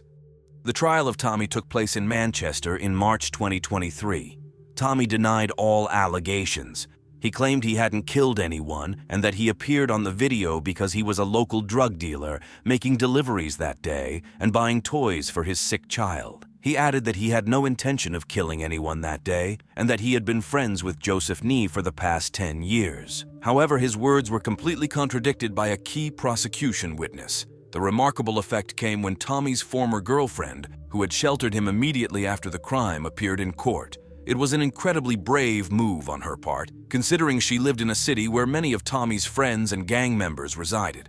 Naturally, she would be protected under a witness protection program. As the police stated, she received more threats of violence than any other witness in Merseyside police history. She had to completely abandon her previous life, yet she chose to do the right thing. The witness explained her decision by saying that one should not be afraid to come forward when it involves the murder of a 9-year-old Olivia. The witness described how the accused came to her after the murder, trying to secure her support to create a false alibi. It's unclear why he couldn't ask his own fiancée for this favor. Tommy's defense team attempted to twist her words, suggesting that she wanted to frame her former lover because he refused to leave his fiancée for her. It was an absurd attempt to discredit the witness, and despite their efforts, she remained highly convincing. Following the witness's example, other people also found the courage to approach the police. They revealed that within criminal circles, Tommy was known as a contract killer or a hitman. He had been hired for various murders and was suspected in other homicide cases and assassination attempts, including another attempt on Joseph Nee's life with the same weapon used to kill Olivia on that fateful day. In fact, the same weapon had been used on January 27, 2020, when a 19-year-old was shot. It was evident that Tommy had hired a criminal cartel to assassinate Joseph Nee. On March 30th, after 3.5 weeks of court proceedings, the jury unanimously found Thomas Cashman guilty on all counts. The sentencing was scheduled for April 3rd. On the same day, Olivia's family intended to address the court, speaking to the murderer and recounting how the crime he committed had affected their entire family. However, Tommy refused to even appear in court on that day. He was sentenced to life imprisonment with the possibility of parole at a minimum of 42 years, making him 76 years old upon potential release. The judge commented on her decision, explaining that she would have preferred to sentence him to life without parole. However, she had to acknowledge the fact that Tommy didn't intend to kill Olivia. If he had intended to kill a child, he would have received a life sentence without the possibility of parole. It was evident to everyone in court that his target was another criminal. The judge took into consideration that he was also a father and wouldn't be able to see his children as often as he would have liked, but that was solely his own fault. She emphasized that the man's refusal to appear in court was not taken into account. Paul Russell was also found guilty of aiding and abetting and is currently in prison awaiting his sentence. Olivia's mother, Cheryl, had hoped to look the killer in the eyes and express her thoughts about him. However, he deprived her of this opportunity by not appearing in court. Cheryl admits that she didn't know he could simply choose not to come. Therefore, Olivia's family, particularly Cheryl and Olivia's Aunt Antonia, are advocating for changes in the law to require criminals to appear in court during sentencing and meet face-to-face with the victims' families. Since Olivia's murder, not much time has passed, and her mother admits that during these few months, she has been driven to madness by the deafening silence in their home. Olivia, from her childhood, was a chatterbox and giggler. If Olivia had survived in just 5 days, she would have performed a truly noble act. She intended to donate her hair to a charitable organization. She was eager to help an organization that makes wigs for sick children and had decided to cut off a whole 12 inches of her locks. People would have understood what a tremendous gesture it was coming from a 9-year-old girl. Giving a piece of herself to another child who needed it more would have shown just how wonderful Olivia was. The complete opposite of the people who invaded her home that August night in 2022 when Olivia took a bullet meant for a criminal. In memory of Olivia, other children created a beautiful corner in the park where she loved to play. They painted an enormous butterfly on the wall and planted flowers of a beautiful pink color. During Olivia's farewell at the church, hundreds of people gathered. Everything was adorned with pink butterflies. Olivia's mother, Cheryl, bid a moving farewell to her daughter, saying that Liv was loved and adored by everyone who knew her. She will never be forgotten. Cheryl added, "I won't say goodbye, but I'll say goodnight. I love you. We'll see you in the morning." In 1989, the industrial growth in the American state of Indiana allowed certain businesses to reach unprecedented heights, with businessmen reaping the benefits. John Parker was one of them. John started working at a very young age. As a teenager, he took a job at a restaurant clearing dishes from tables. However, this was not enough for the ambitious young man, and he ventured into selling vacuum cleaners. Going door-to-door selling vacuum cleaners doesn't usually earn much. Even his own family mocked John's choice. The laughter stopped when, just a few months later, the 19-year-old broke all sales records. It seemed like he went from nothing to a super successful person overnight, but that wasn't the case. John worked tirelessly for his goals, putting in 12 to 16 hours a day. Despite his hard work, he wasn't selfish and willingly shared his knowledge and experience to inspire colleagues to excel in their work. Confident and very charismatic, the young man moved to Michigan, where he opened his own vacuum cleaner sales center. The wave of success brought 20-year-old Judy Hicks to his shore. Judy was self-assured and assertive, but she had to be. Unlike John, who grew up in a middle-class family, Judy knew poverty. She married very young and became a mother of 2 children, Christina and Danny. However, her married life didn't work out, and after the divorce, to make ends meet and take care of her children, she also decided to start selling vacuum cleaners. John helped her, first as a colleague, then as a lover. The closer they became, the more successful the business developed. Judy became his right-hand woman. Every time he gave a speech, John started by saying he wouldn't have achieved anything without Judy. The couple married at the end of 1992 and opened a training center for other sales professionals, J&J Parker Industries. By the age of 30, John became a millionaire, and his family grew with 2 more daughters, Tiffany and Erica. Christina and Danny also called John their dad, spent a lot of time at the office with their parents, and it was impossible to tell that John wasn't the biological father of the older children. The family led a deliberately luxurious lifestyle. This was one of John's philosophies, to radiate success so that his employees would also strive for success. He was an idol of the youth of that generation. However, after 10 years of marriage, many things changed. John, once a cheerful and content man, turned into a bundle of nerves. However, not without reason. His wife cheated on him with their colleague. John became suspicious and installed several surveillance cameras at work, which confirmed his wife's affair. It was a severe blow to his ego. He started drinking. Judy begged him to hand over the incriminating video, but John refused. It would give him a significant advantage in divorce proceedings. However, he had no intention of divorcing. As he jokingly told a friend, it's cheaper to keep her, so John decided to take his wife as far away from her lover as possible. The family returned to Indiana and settled in the prestigious neighborhood of Crown Point. John opened an office in Merrillville, Indiana, and disbanded the office staff in Michigan. He brought with him only his most loyal employees, including his trusted confidant, Ben. John brought Ben from Michigan and began training him in everything so that when he decided to step back from business, it would continue to thrive. Together, they built a business empire and seemed to be living better than they could have ever imagined.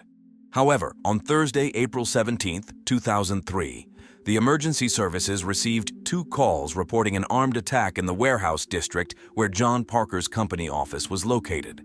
The calls came from John's wife, Judy Parker, and his manager, Ben. When the police arrived, they first searched the entire area, including dumpsters and rooftops, in case the suspect was hiding somewhere. Finding no one, they returned to the crime scene and to John Parker, as he turned out to be the victim. His car was parked in front of the office, and he was found lying on the ground with a single bullet hole in the back of his head. The gunshot wound was fatal. A casing from a .25 caliber semi-automatic pistol was found nearby the body.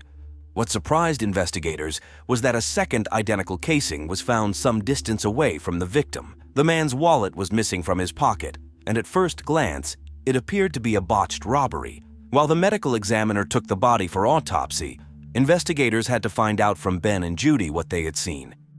In Judy's account, she behaved unusually calmly, which the detectives attributed to shock. She explained that in the evening, she and her husband had dinner at a local restaurant while their 4 children stayed home watching a movie. One of their younger daughters, Tiffany, had been misbehaving at school, and the couple wanted to discuss discipline for her. The next day was the start of spring break, so it was clear the girl would be spending all her days at home. At some point, their daughter Christina called and said that Tiffany had left her homework in the office, so the couple stopped by to pick it up.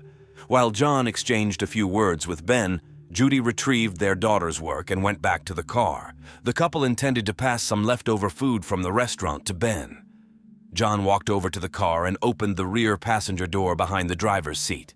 Judy saw her husband open the car door, and almost immediately 2 loud bangs rang out. She ducked down, and when she looked up, she saw John fall, and a person dressed all in black quickly running away from the car.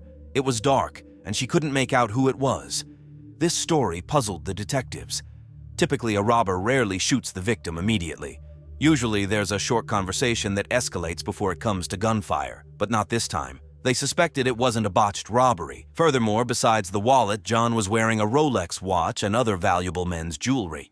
Judy mentioned that her husband, as a businessman, often had conflicts with other people. He was very demanding of himself and his colleagues. About 3 weeks before the murder, he had a heated argument with a former employee right in the office parking lot. The men exchanged harsh words, and police intervention was required to separate them. Company manager Ben confirmed that such an argument took place. John accused the former employee of not returning all the equipment after his departure. The employee, in turn, believed that he hadn't received all the owed payment. However, everything was resolved. The employee returned the equipment and received the appropriate payment. This turned out to be a dead-end lead that didn't lead anywhere. John was killed on a Thursday evening. However, the previous Monday, a school officer from Crown Point contacted the Merrillville police. He learned about the murder from the news and wanted to share important information.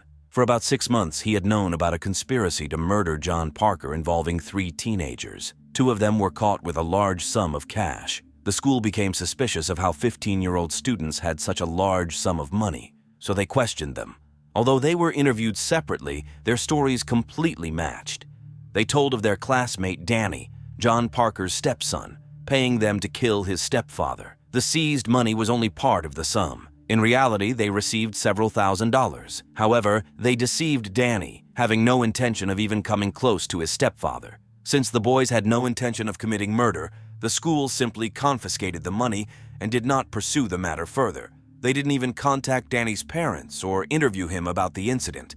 Yet, this was an opportunity to learn more about the issues clearly evident in the family. Now, 6 months later, John was dead, murdered, and the police had to determine whether his stepson could be involved. Investigators began interviewing family members, friends, and neighbors of John.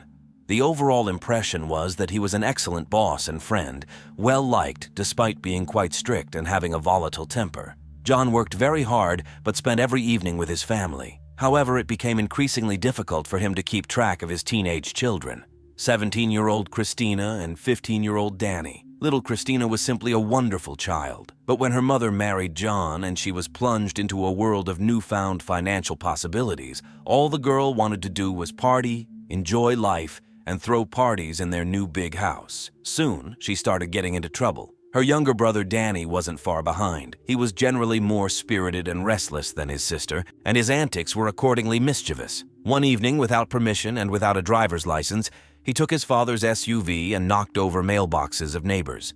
After that, John had to go around to all of them and negotiate so they wouldn't report his stepson's actions to the police. It's worth noting that John himself grew up in a family with very strict rules and tried to impose similar rules on his family so that the older children wouldn't get into trouble with the law. Of course, the teenagers didn't like this and rebelled. And what about Judy? She preferred to be a friend rather than a mother to Christina and Danny. The parents seemed to be clearly divided into good and bad cops. What was most horrifying was that the younger girls saw the atmosphere in the house unfold and also didn't listen. After learning about the family situation, investigators hurried even more to find the 2 classmates of Danny and interview him himself. Danny did not deny conflicts with his stepfather, who tried to raise him as best he could. He admitted to giving money to his classmates, but not to kill John, just to scare and beat him up. And he had the money simply because he had been saving it for some time. Danny was still detained, and detectives had to find out if 2 teenagers accidentally killed John while trying to scare him. It turned out that one of the boys was in prison on the day of the murder, and the other lived in Las Vegas with his grandmother. Detectives went to Vegas and spoke with the teenager. He insisted that Danny had tried to persuade someone to actually kill his stepfather. But he and his friend tricked Danny and took the money without intending to commit murder. Police confirmed that the boy was in Vegas on April 17th, so this turned out to be another dead end. Danny was released home. Meanwhile, John's farewell took place. The man himself liked to repeat that people would forget your name, forget what you said, but they would not forget the feelings you evoked in them. At his funeral, everyone remembered what a wonderful person he was and how positively he influenced those around him. But someone directly stated that the worst part wasn't that John lay in a coffin, but that the person responsible for his death was probably in the same building with them. It was an unpleasant, oppressive feeling shared by everyone. But a week later, the image of the perfect family took another hit when a colleague of John's revealed a new lead, this time involving his stepdaughter, 17-year-old Christina. An employee of J&J Parker Industries disclosed that Christina, who also worked in her parents' company, approached him to find a hitman to kill her stepfather. For her troubles, she gave him $100 and handed over an additional $500 as a down payment for the hitman. Incredibly, this was another plot to kill John, which ended with Christina being deceived once again. However, suspicion now fell not only on Danny, but also on Christina. The girl denied everything, claiming she simply complained to her colleague about her stepfather, and he misunderstood her. Without details from Christina regarding the money exchange, investigators again hit a dead end. Was this a coincidence? Or had the teenagers conspired and were hiding a much darker plan? Several weeks later, a month after John Parker's murder, the police stumbled upon another lead leading to Christina's classmates. Under pressure, they confessed to selling a weapon to Christina that was used for shooting practice on a family farm. Officers found a tree with bullet marks on the farm, and on the ground, they discovered casings. Ballistics analysis confirmed that the casings matched those found at the crime scene. Now the police could link Christina to the purchase of the weapon, but the girl simply denied everything. And since the police didn't have the murder weapon in hand, and Christina had an alibi, she was watching a movie at home with her younger sisters, they couldn't prove that she killed John. So who pulled the trigger? The circle narrowed around family members, but for the prosecutor it wasn't enough. There was only a conspiracy, but no weapon, and no person to pin it on. Meanwhile, without John, his family and business gradually fell apart. Judy spent all her time with her new boyfriend Ben, John's right-hand man. The children were forced to take care of themselves, cooking and cleaning the house. This spoke volumes because after a tragedy, a parent instinctively seeks to spend more time with their children. Judy did just the opposite, indicating she wasn't truly attached to her husband or children. The business also declined, and Judy and the children struggled financially. Judy was supposed to receive $1 million from 2 of John's insurance policies, but because the investigation was ongoing, the insurance company refused to pay her. Judy and Ben moved with the younger girls to Michigan. Danny and his biological father went to Arizona, where the boy found work on a construction site. Christina, expecting her first child, stayed in Indiana with her boyfriend Eric. Only John's close friends and family continued to push for the investigation to continue, which it did without ceasing. In 2007, 4 years after John's murder, a detective from the narcotics department contacted one of the investigators on the case. He informed them that Christina's husband, Eric Grabsky, was involved in a drug-related investigation, and there was already a warrant out for his arrest. Detectives seized the opportunity to glean new information about the old case. They speculated that the hope of a deal with the prosecution would loosen Eric's tongue, and they were not wrong. Eric knew who killed John. The triggerman turned out to be Christina's younger brother, Danny. The question was whether Christina would confirm her husband's words. Eric called her and she agreed to come to the station. She stated that her stepbrother Danny had killed her stepfather. However, initially she tried to downplay her role, minimizing her involvement in the case. But investigators had already determined that she purchased the weapon, and it was she who called her parents about her sister's homework, even though school holidays, including Easter, were starting the next day, so there was no rush to collect Tiffany's homework. Therefore, detectives knew that Christina played an active role in the murder. They pressured her, and she confessed that she knew about all the conspiracies to kill John. She, her brother, and her mother had spent over a year trying to find someone willing to kill John, spending several $1,000s on their search. But after multiple unsuccessful attempts with incompetent contractors, they decided that Danny would do it. Detectives flew to Arizona, where Danny lived and worked. When an investigator approached him and mentioned being from Merrillville, Danny visibly softened. The detective asked, "Do you know why I'm here?" To which Danny replied, "I'm ready to tell everything." It was clear that this weighed heavily on him, and he regretted what had happened. Here's what he revealed. The murder of John was Judy's plan. She constantly told the children that she couldn't live with John anymore, that he mistreated her and was abusive. However, when Danny was asked if he ever witnessed such behavior towards his mother, he couldn't recall anything of the sort.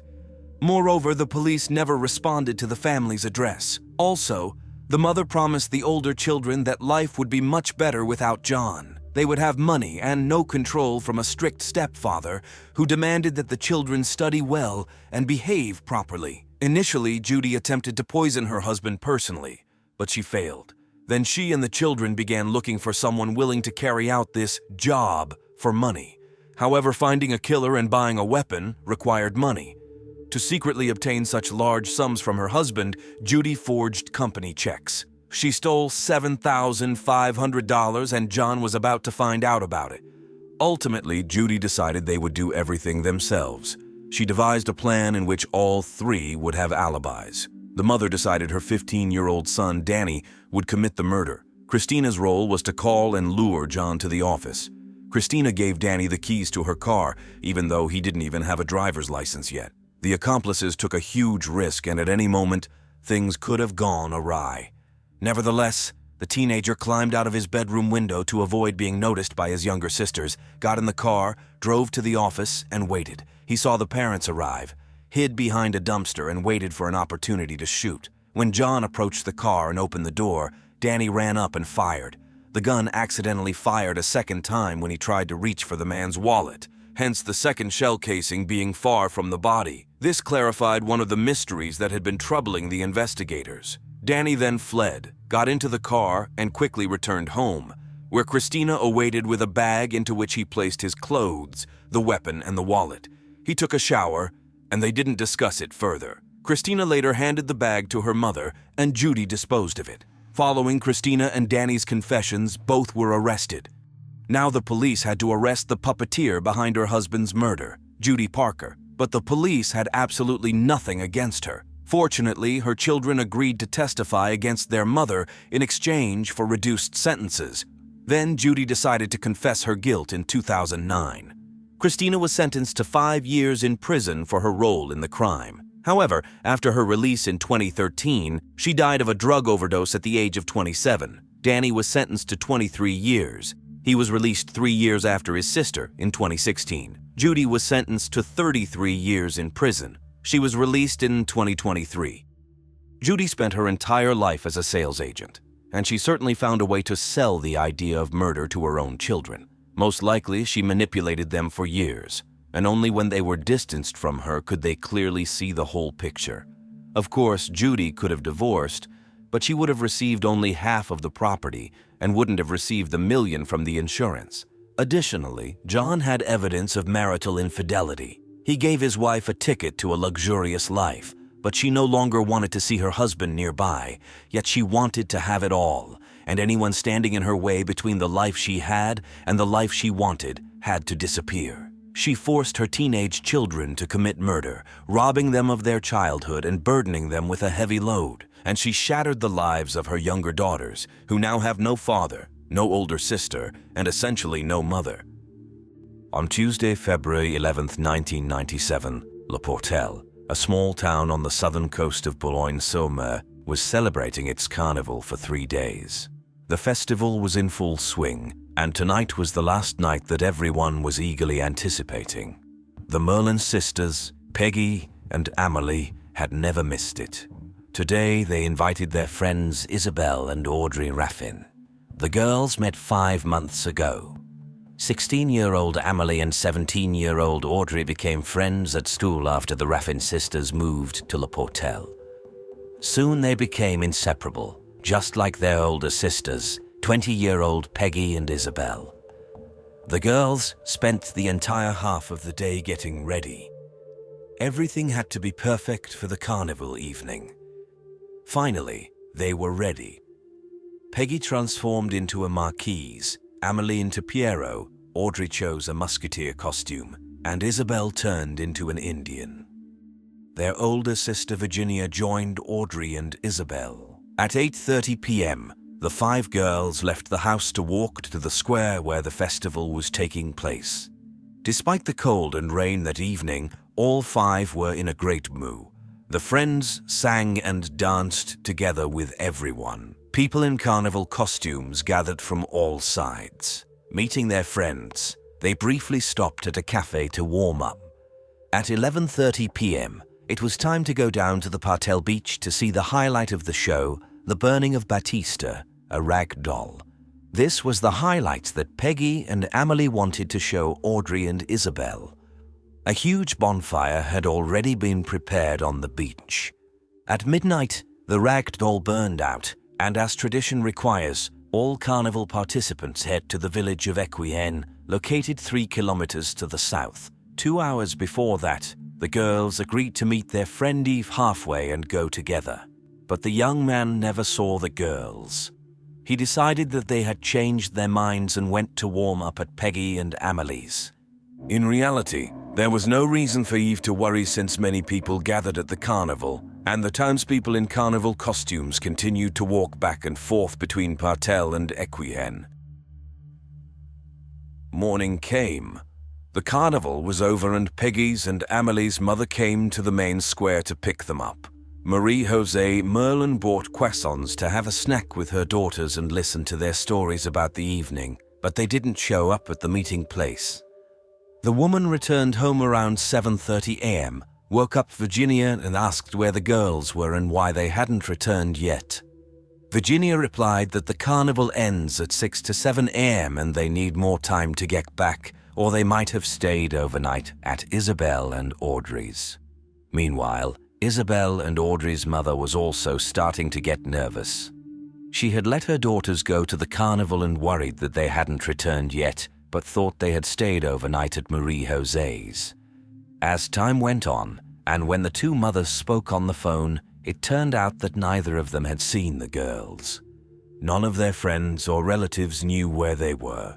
Anxiety was growing. It was not like the girls to disappear like this. They always let their families know if they were going to be late. At 9 o'clock in the evening, driven mad with worry, the parents went to the police station. But to their deep disappointment, the police officers were not at all concerned. The girls were at an age when they could relax and forget about everything, especially during the carnival season. The police officers assumed that there was a carnival in the neighboring town and the girls went there to have fun. In other words, the girls' disappearance amounted to a simple escape. However, the parents knew for sure that they would not have run away in carnival costumes without money and documents. Moreover, they were very attached to their mothers. Marie-José Merlin had recently suffered a heart attack and the daughters were afraid to do anything that could upset their mother. Isabel and Audrey were also attached to their foster mother, Loa. The woman had adopted Audrey, Isabel, and their older sister Virginia after their mother's death when the girls were 3, 4, and 6 years old. The girls appreciated the love that surrounded them and would not have run away. Convinced that there was no point in running away and faced with the lack of reaction from the police, the relatives organized the search themselves. They began to post flyers around the city, searched the lighthouse, beaches, and abandoned bunkers built during World War II, and even inspected the abandoned tunnel of the city. The family even approached the boats moored at the pier and locked on them, assuming that the girls could be locked inside. In a cafe, they found a souvenir photo of Audrey in a musketeer costume, which confirmed that they were at the carnival. But for the next 48 hours, there was no other news about the girls.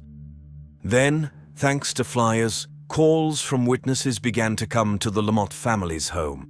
People confirmed that they had seen the girls in Portel and remembered 4 outfits. But after the crowd headed to Equain, no one saw them. What is even more disturbing, witnesses reported a white van with white stripes, the passengers of which were staring at the walkers, following them, and generally behaving suspiciously.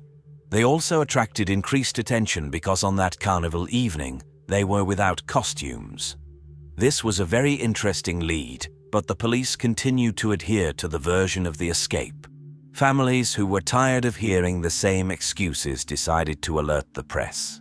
Fortunately, journalists did not believe the escape version, and on Sunday, February 16th, an article appeared in the local newspaper. The journalist mentioned the van with green stripes.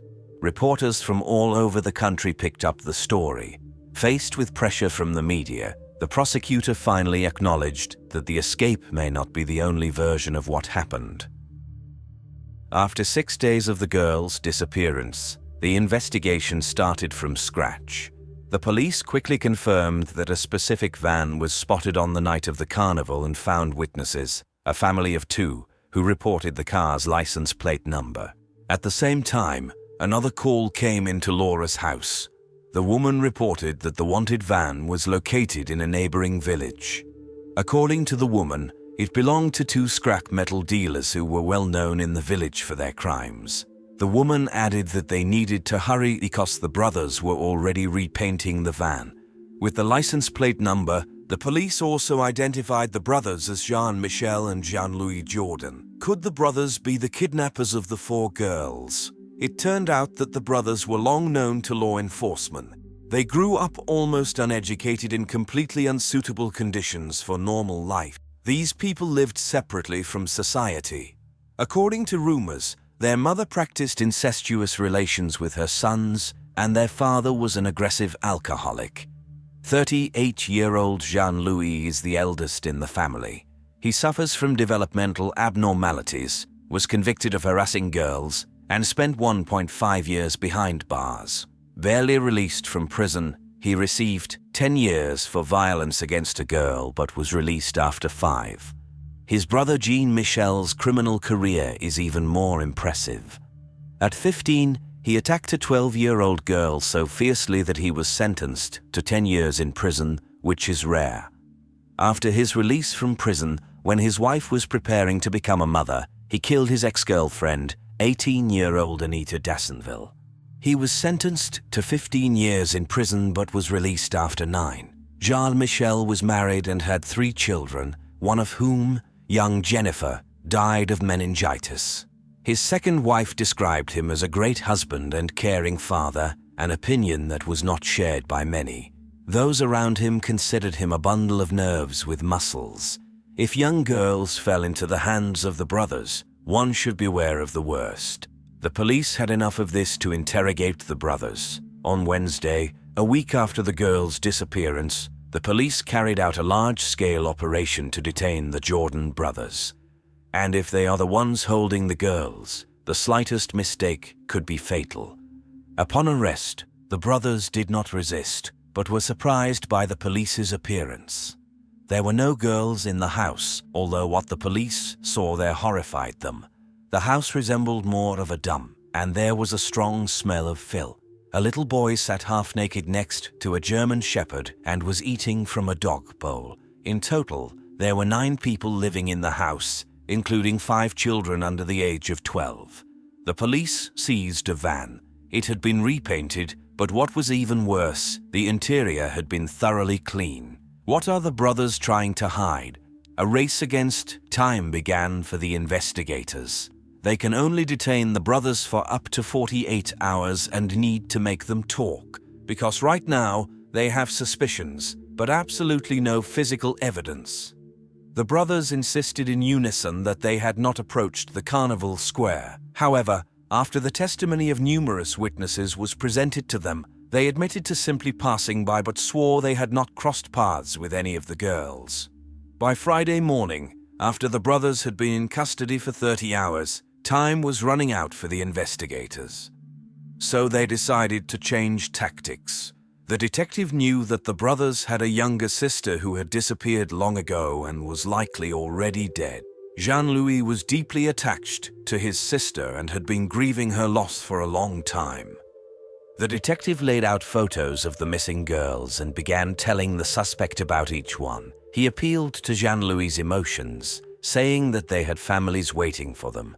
Although they couldn't save his sister, there was still a chance to help the girls and return them to their families. At these words, Jean-Louis leaned back in his chair, sighed, and declared that the girls were dead and that he was directly involved. He agreed to show where the bodies were buried. Journalists gathered outside the police station watched as the police car raced off in an unknown direction, and they followed. The entire procession stopped at the base of a dune. The police, together with Jean-Louis, went to the spot he had indicated. They had to dig for a very long time, so long that the detectives thought the man had deceived them and that there were no bodies there. Suddenly, a piece of red fabric from one of the musketeer costumes emerged. All 4 girls were lying in a pit measuring 1 by 2 meters. They were wearing carnival costumes that they had worn to the masquerade. On the other side of the dune, impatient journalists saw 4 hearses approaching. They arrived in silence. Then it became clear to them that the hearses were carrying the bodies of the 4 missing friends, and they rushed to report the news to the public. The families of the girls learned of the horrific news from the radio. The missing girls were found, but the nightmare was only beginning. On February 24th, forensic experts conducted an autopsy. They discovered that the perpetrators had chosen strangulation as their method of murder and had sexually assaulted 3 of the victims. Isabel became the first victim. She was severely beaten and then strangled. She likely put up the most resistance to her kidnappers.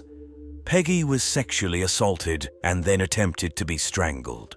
However, she was buried alive. Sand was found in her esophagus, indicating that she was still breathing when she was buried. Amelie was even more beaten than the previous 2 girls. She was sexually assaulted and then killed. Finally, young Audrey was subjected to every kind of violence one can imagine. When Audrey was the last one alive, the perpetrators likely just played with her. Now the police wanted to know how it all happened. But during questioning, the brothers presented conflicting versions that only began the same way. Around 11 p.m., they met 4 girls dressed as musketeers, an Indian, a Marquise, and Piero, and agreed to give them a ride to Ikayan. They only had to drive 3 kilometers, and one of the girls quickly noticed that they had been driving too long and in the wrong direction. They yelled that they wanted to get out. One of the girls tried to open the van door, but it was blocked. According to Jean-Louis, Michel ordered him to calm down the captives, while he himself drove the van even faster. They arrived at Saint-Cécile Beach and brought the captives to an abandoned bunker. These are defensive structures that have survived in France since the war. The bunker has only one exit, which makes it an ideal prison for captives. And this is where the brothers' versions diverge. Jean-Louis said that he was guarding the girls in the blockhouse while Jean-Michel took them one by one. When his brother came for the last captive, Jean-Louis followed them to the top of the dune, where 3 girls were lying motionless on the ground. In his presence, Jean-Michel killed the 4th victim, and they buried the bodies together. Jean-Michel, in turn, admits that he led the victims to the blockhouse, but once inside, he left them in the company of his brother and went back for the keys, which he had left in the van. When he returned, his brother showed him 4 bodies lying on the top of the dune. They buried 2 of them. So, each of the brothers denies violence and murder. The most they did was to help bury the bodies. Without being able to rely on the suspects' statements, the detectives waited for evidence to prove the brothers' involvement in the murder. Forensic experts started with examining the van, which was an ideal trap. The lock on the back door was broken so that it could only be opened from the outside, and the van was cleaned out. However, upon closer inspection, investigators found a piece of an earring, a fragment of Audrey's earring that was torn off of her. This was evidence that the girls were brutally beaten inside the van. The problem was that besides the valuable evidence, the police did not find any DNA evidence of the brothers or the girls. They found some suspicious stains, possibly blood, but they were unable to conduct an analysis. Of course, the brothers cleaned it perfectly, but in 1999, the police did not have modern DNA analysis tools. Therefore, there was very little physical evidence to link the Jordan brothers to the crime. The DNA found on the victims' bodies did not allow for the exact identification of the perpetrator. Learning about this, Jean-Michel used this opportunity to retract his previous statements and deny any involvement in the crime. With minimal evidence and conflicting testimonies, the investigation could only rely on the reconstruction of the crime scene. Jean-Michel refused to cooperate, so the words of Jean-Louis were the only ones that could be verified. He showed the path that he, his brother, and the victims took towards the blackthorn bush. More accurately, they didn't walk, but rather crept because they first had to descend to the beach and then move along the boulders. It is important to remember that it rained on the night of the tragedy, and the tide reached almost to the blackthorn bush. Could 2 brothers lead 4 girls against their over wet and slippery stones in pitch darkness? But Jean-Louis insists that his brother then escorted each girl to the top of the dune.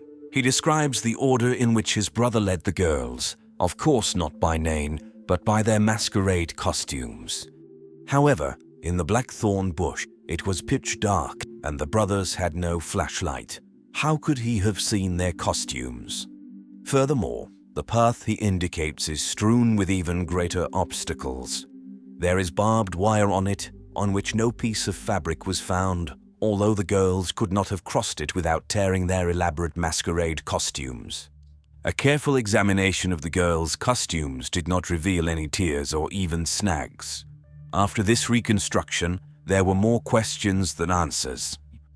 The main ones being, under what circumstances were the girls killed, and how did the brothers divide the roles between themselves? The psychiatrist who talked to them described them as dangerous predators, especially Jean-Michel. Could either of them have remained hungry? Yet each of them insisted that at most, they helped the other bury the bodies.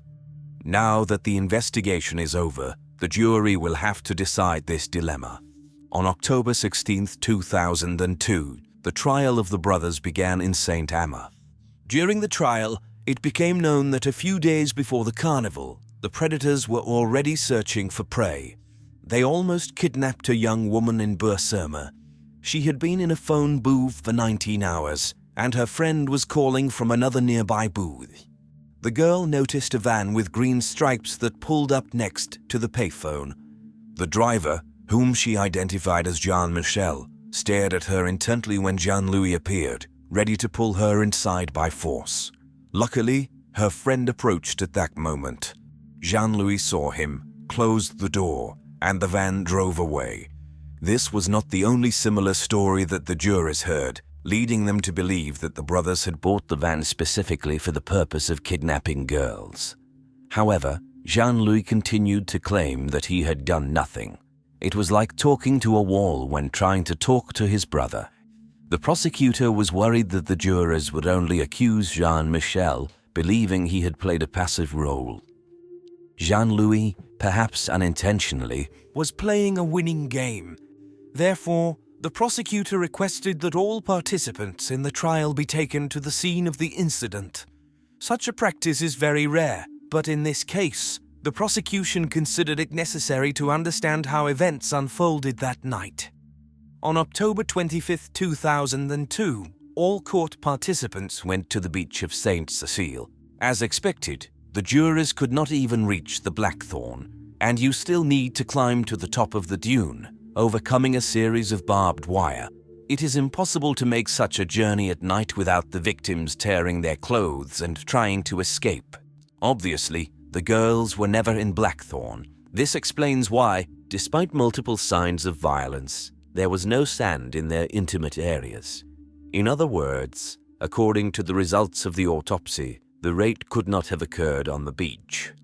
The prosecutor is sure the violence and murder took place in the van in the presence of two brothers. They put the girls in the van, promising to take them to the beach. When Isabel realized that they were not going there, she panicked and tried to open the door, but in vain. Jean-Louis beat her fiercely to calm her down. In turn, Jean-Michel parked the van in a secluded corner of the campsite in the dunes, which is deserted at this time of year. The man turned off the engine and joined the girls and brother in the back of the van. The van was the instrument of the murder of the poor girls. It was there, in those horrific conditions, that they were beaten and killed. Peggy's DNA found under Amelie's fingernails provides additional heartbreaking details of the violence. While the girls were being abused, they held onto each other, seeking strength and support from their sister and friend. And then it's simple. You just need to open the door, walk 20 meters, and you'll find yourself at the top of the dune. What we don't know and will never know is what one did and what two did. The exact circumstances of the tragedy may be unclear, but the guilt of the two brothers is not in doubt, because the crime of one brother is so difficult to separate from the villainy of the other. As they prepared for the crime together and spread terror in the surrounding area together, the brothers were dubbed the Siamese Horror Brothers. On October 27, 2002, the verdict was announced. The brothers were sentenced to life imprisonment with maximum supervision for 22 years for Michel and 20 years for Louis.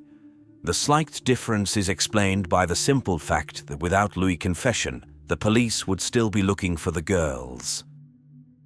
To this day, the pain of the families is still very strong. Every year on February 12th, Marie Merlin and her son Gregory return to the beach of Saint Cecile.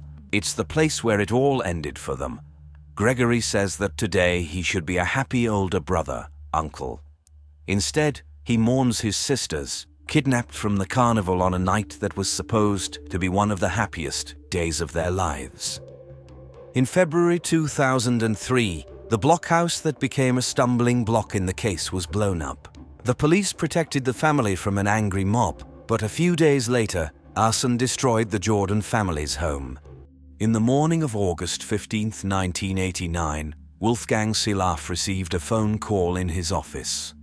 "Mom has disappeared," he heard through the tears in the voice of Yasmin, the 20-year-old daughter of his younger sister Birgit Meyer, who was 41 at the time.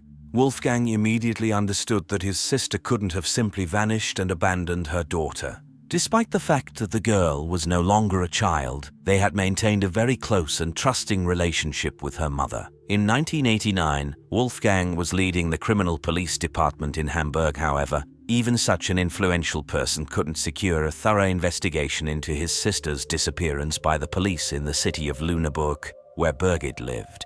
Firstly, the Lüneburg police were occupied with the investigation of 2 murders, to which they devoted all their resources.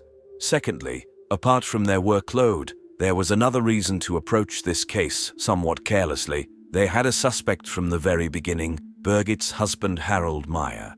The man was a successful businessman working in the printing industry. He had started dating another woman after separating from his wife a few months before Birgit's disappearance. Birgit, who was unemployed at the time of their separation, struggled with the impending divorce and occasionally sought solace in alcohol. However, on the evening of August 14, 1989, Birgit greeted her husband with a smile. Harold came to discuss the terms of their separation, and it seemed that the woman had finally come to terms with her emotions. Birgit and Harold had a friendly discussion about the conditions of their divorce. Birgit was supposed to receive 500,000 Deutsche Marks and agreed to move out of the family home near Lüneburg. The next day, they had agreed to go to a notary. However, in the morning, Yasmin discovered her mother's disappearance. Birgit's Opel Cabriolet was parked in the garage, but there was no sign of the woman anywhere in the house. As it would later become known, her documents had also disappeared. Apart from a shoe print near Birgit's house, there were no slightest indications of a committed crime, no blood, no signs of struggle. According to Birgit's husband, the previous evening had gone smoothly, and they hadn't argued. After her husband left, Birgit had spoken on the phone with her mother and daughter and had mentioned that she and her husband didn't quarrel and that the meeting went well. However, despite Harold's statements, the police suspected that the husband had found another way to part with his wife and avoid paying her 500,000. Today, Harold Meyer continues to live in the same house from which his wife disappeared without a trace. He remembers Birgit as always being his loyal friend whom he could fully rely on. However, many believe Harold was guilty of his wife's disappearance and later her murder. He heard constant whispers and rumors. His friends questioned whether he had taken Birgit in his Porsche and dumped her into the sea from his motorboat. Even his own daughter sometimes had a silent question in her eyes, wondering if he knew something about her mother's whereabouts, and if the police could be right in their suspicions. Only Wolfgang Silaf believed that Harold had nothing to do with his sister's disappearance because Harold and Birgit never argued about money. When Birgit met Harold that evening 32 years ago, elegantly dressed, he immediately noticed that she had had a few drinks to lift her spirits. He teased her, saying that she probably didn't plan on getting bored, and she flirtatiously replied, "Who knows?" Now he believes that her killer was nearby at that moment, already waiting for the opportune moment to attack her. However, it was only 6 weeks after Birgit's disappearance that Harold began to have suspicions about what might have happened that day. A colleague of his wife told him that on the day of Birgit's disappearance, she had cheerfully mentioned the neighbor's gardener in a conversation. Allegedly, he had knocked on Birgit's door, introduced himself, and asked for directions to a certain house, even though he already knew the address. Harold didn't know what to think. He remembered a party in the neighboring house where the gardener was also present. A quiet and silent man, blonde with very beautiful features but a terrifying gaze. Harold recalled how he had been extremely frightened by the cold and evaluative look in his icy eyes. And now it turned out that Birgit had met him a few months before her disappearance, right after that party at the neighbor's. She had been drinking excessively, and the gardener had escorted her home. Harold reported this new acquaintance of his wife to the police. The investigators found out that the gardener, who also worked at the cemetery, was named Kurt Werner Wichmann. He was handsome but an extremely dangerous type. In his early years, he had threatened a young mother and her child with a knife, and in his youth, he abducted a hitchhiking girl, subjected her to abuse, and nearly killed her. After that incident, he spent 5.5 years in prison. Kurt Werner Wichmann, the investigators decided to personally talk to Wichmann and invited him to the police station. He showed up wearing gloves, claiming it was due to allergies. Wichmann stated that he had an alibi during the time of the woman's disappearance. After work, he spent the entire evening at home and only went for a walk with his German Shepherd after 10 p.m., but it didn't take him more than 15 minutes. His words were confirmed by his wife. Wisely, Wichmann decided not to mention that he had been on sick leave on the day of Birgit's disappearance and didn't need to go to work. It wouldn't have been difficult for the police to verify this, but surprisingly, Wichmann didn't seem worthy of attention as a suspect to any of the investigators. Wolfgang noted that at the very least, a preliminary investigation should have been initiated. However, this did not happen. The brother of the missing woman constantly heard from his colleagues that they were doing everything possible but unfortunately couldn't find her. When he tried to gather more information about the case, they fell silent. Days, months, and years passed before a new prosecutor in Lüneburg took up the case. It was only in 1993, 3.5 years after Birgit's disappearance, that a criminal case was filed against Kurt Werner Wichmann on suspicion of Birgit Meyer's murder.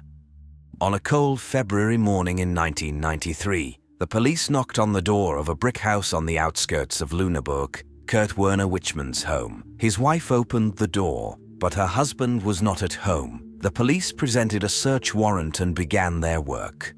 The search immediately led the officers to a recently demolished wall made of plasterboard in the basement.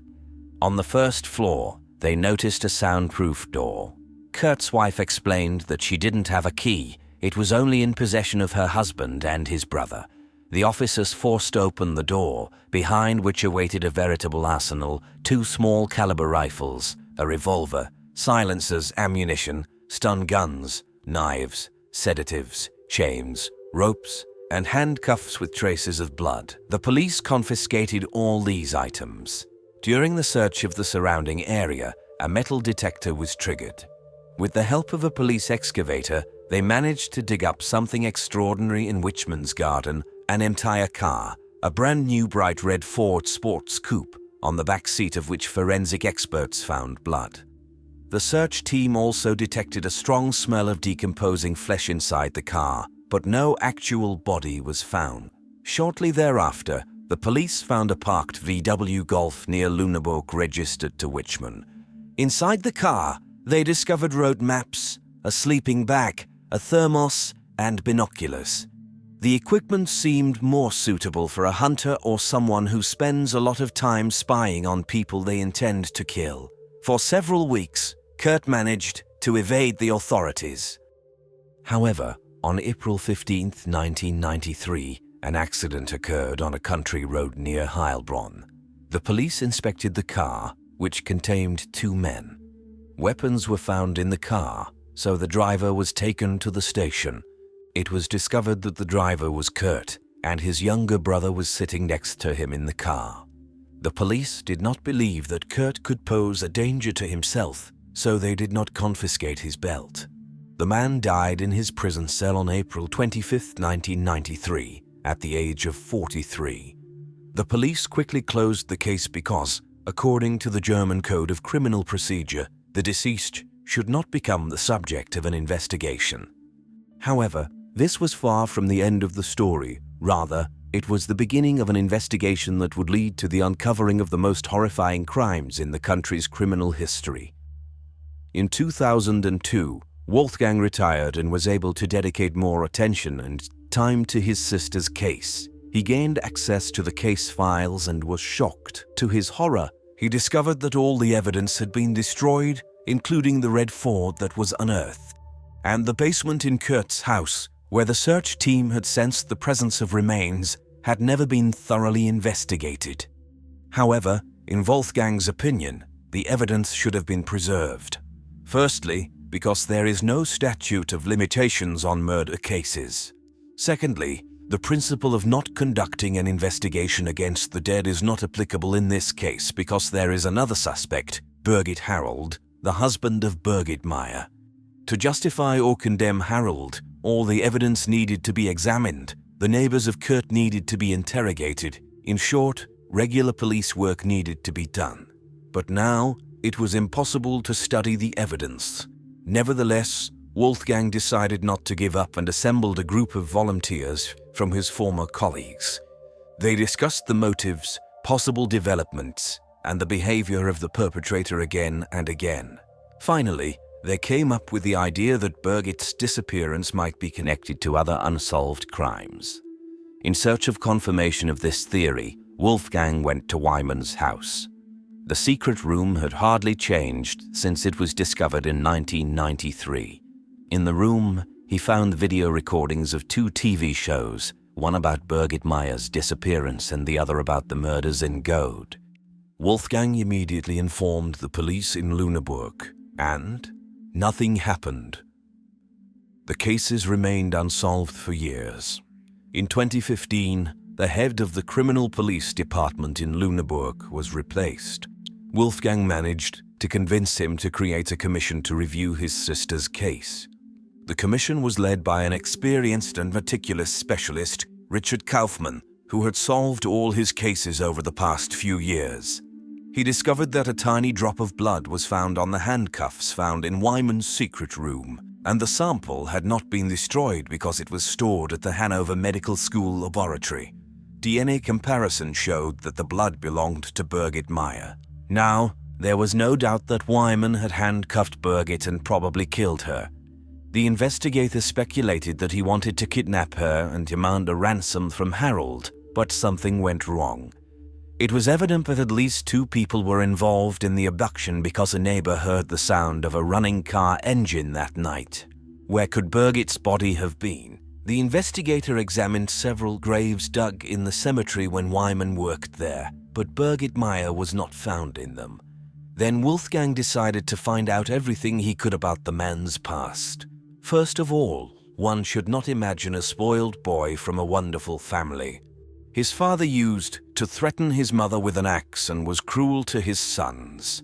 Young Kurt Werner Wyman ended up in a social institution called Witchenstift, and after the New Year holidays in 1964, he didn't want to go back. But he needed money to escape, so the 14-year-old boy entered the apartment of his parents' tenants, a young family, with a dagger and a flashlight. The husband was at work, and only the mother and the infant were at home. The woman woke up because of the flashlight's light, screamed, and the boy lightly choked her to prevent her from screaming. Then he turned to the child, and the woman was about to believe that he would do something to her son, but fortunately, he changed his mind. Unfortunately, the girl whom 22-year-old Kirk decided to give a ride to in 1970 was not so lucky. Offering a hitchhiking girl to get in his car, he took her to the forest and attacked her. After getting what he wanted, he choked the poor girl a little and threw her in the trunk, apparently planning to bury her. However, something incredible happened.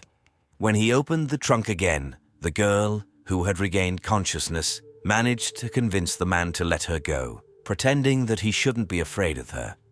But when he read an article about the attack in the newspaper 2 days later, he realized that the events described in it were not as he perceived them. And what did he do? He went to the police to, as he claimed, correct some facts. After adjusting the facts, the man spent 5.5 years in prison. People who knew Kirk describe him as an arrogant loner. He didn't need friends, but he had a strong need for recognition, so he was a braggart from childhood and loved things, especially cars, that he couldn't afford. Realizing what kind of person Kurt was, Wolfgang understood that he was obsessed with control. He was a narcissist for whom it was important how he appeared in the eyes of others. The desire to control his external image was so great that he was even willing to turn himself in after committing a crime.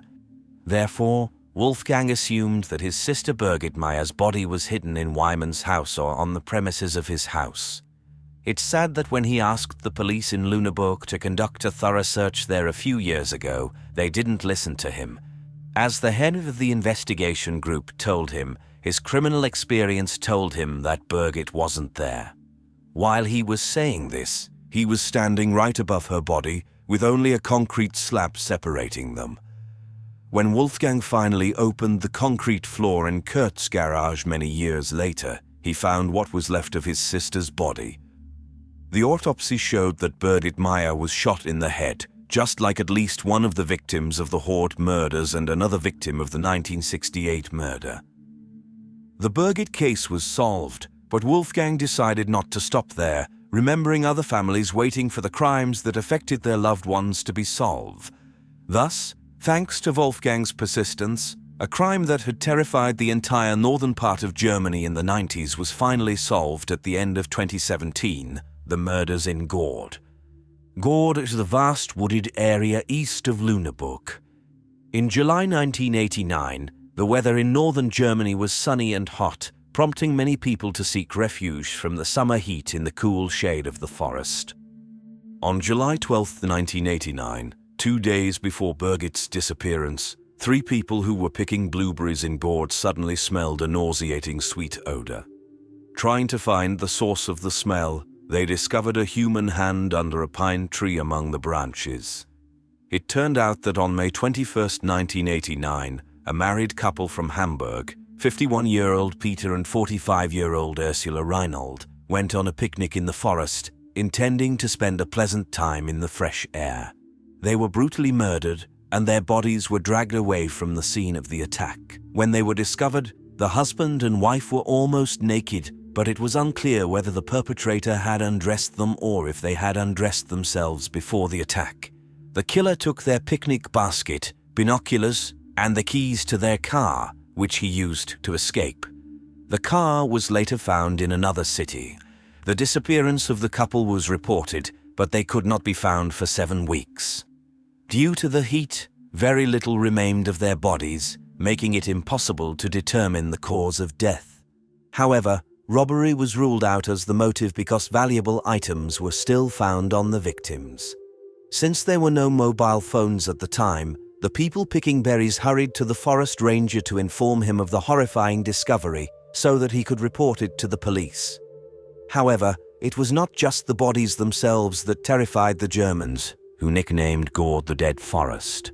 The unique fact in modern criminal history in Germany was that while the police were still examining Peter and Ursula's bodies, the killer claimed the lives of another couple located just 800 meters away from the investigators. On July 12, 1989, Ingrid Warmbier, 46, and Bernd Michael Kopping, 43, from Hanover, arrived in Gord. They were spouses but not with each other, which is why they chose this forest.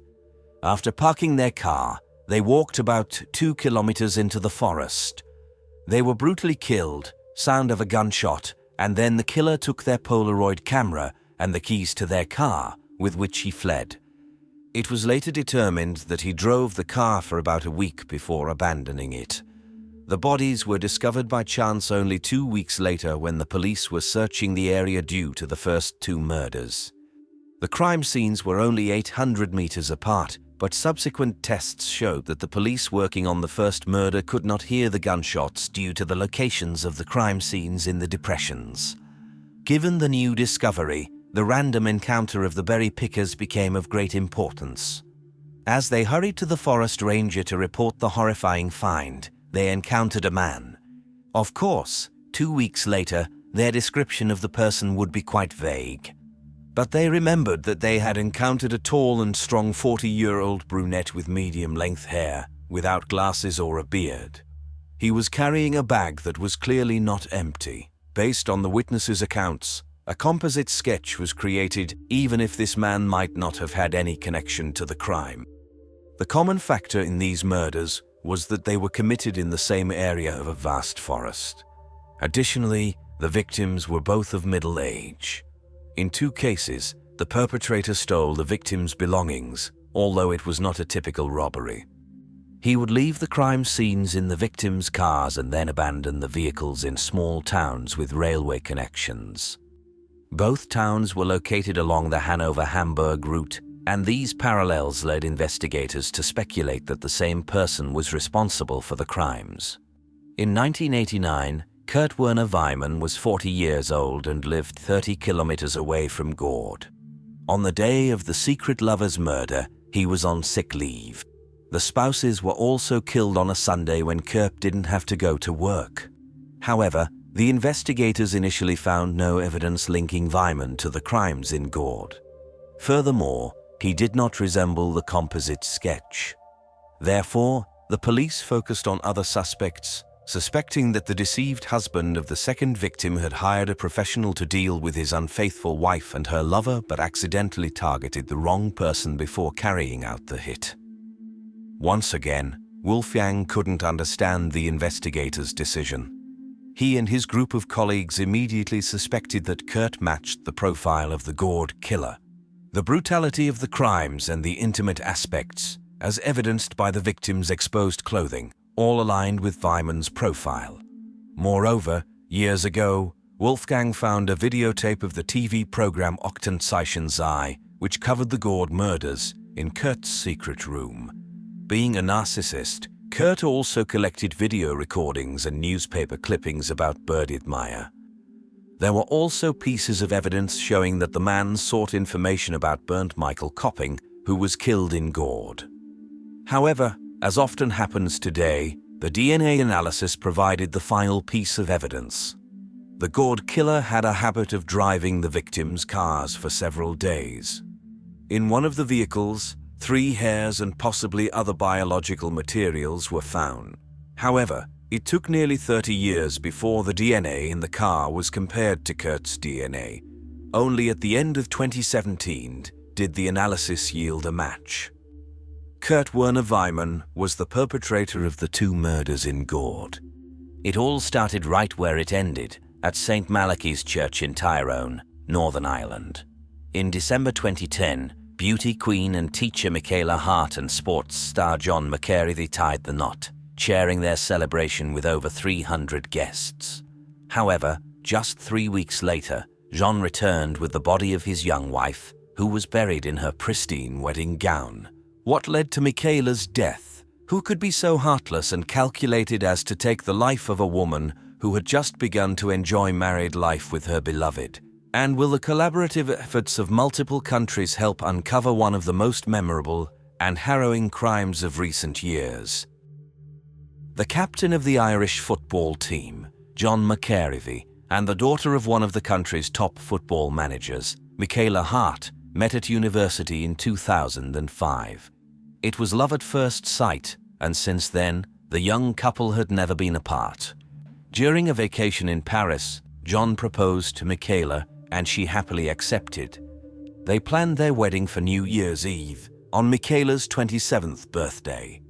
After the ceremonial wedding, the newlyweds boarded a plane, embarking on their 3-week honeymoon.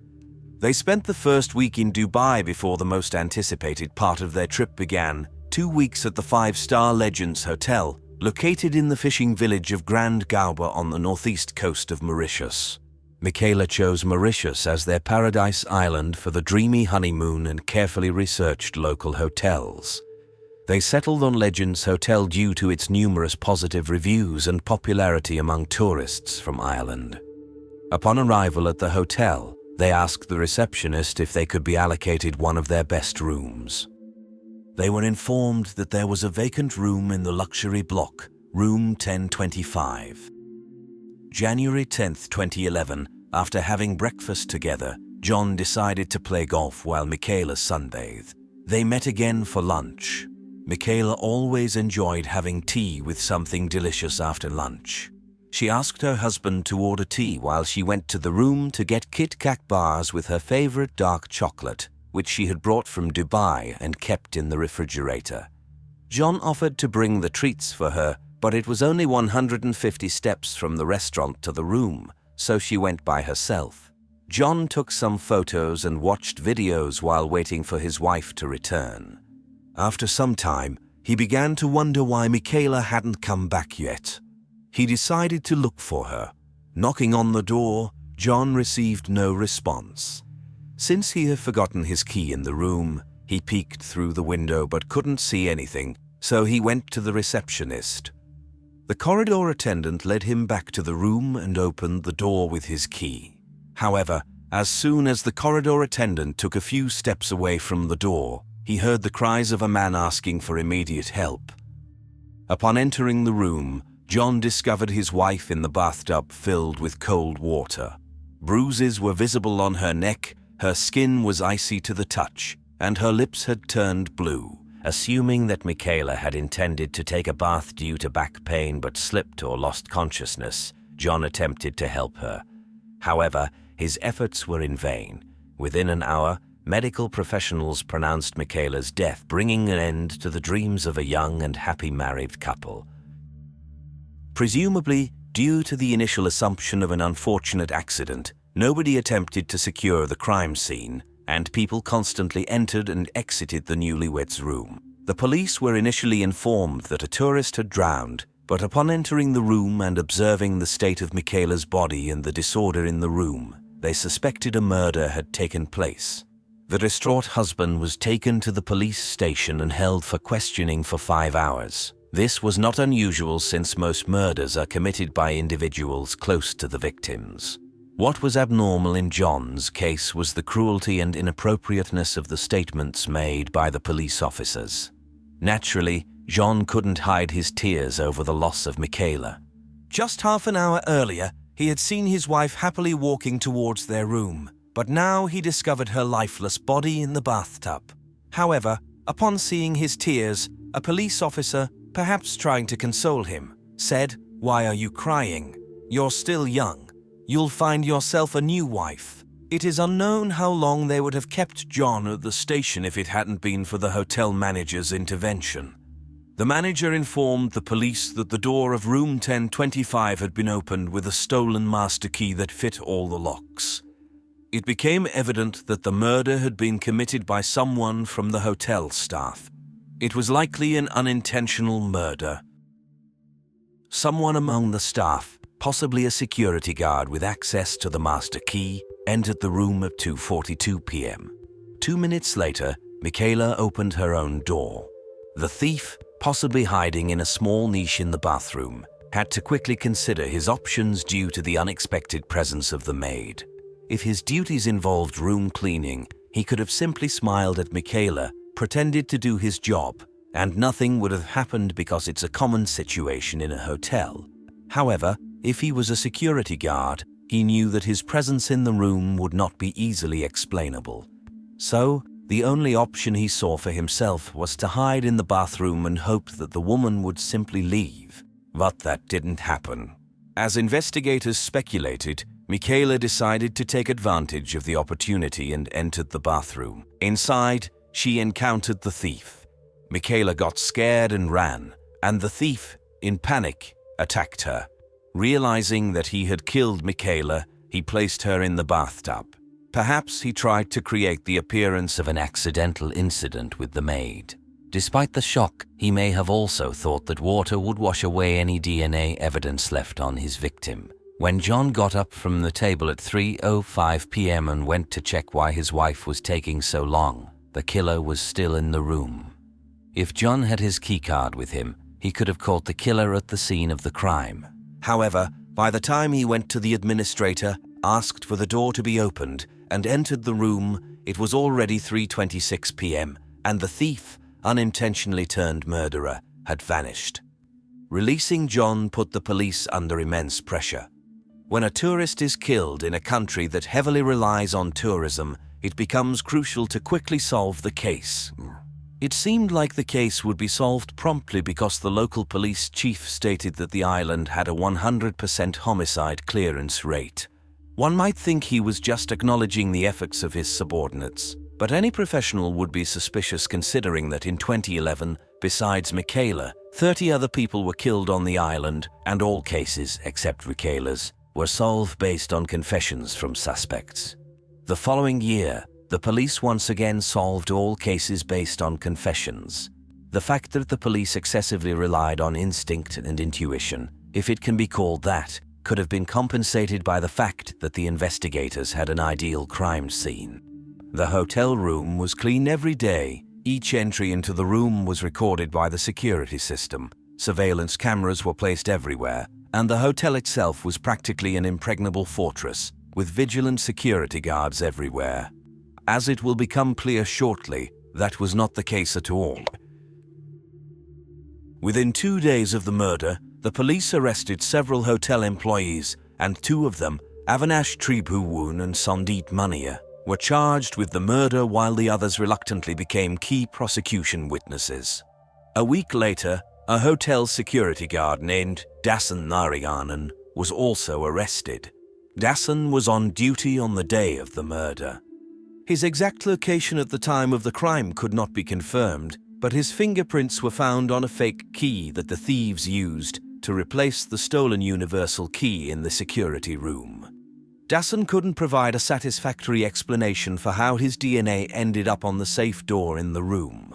He admitted to touching Michaela's cheek when he rushed to help John, offering an explanation in advance for how his DNA could be present if it was found.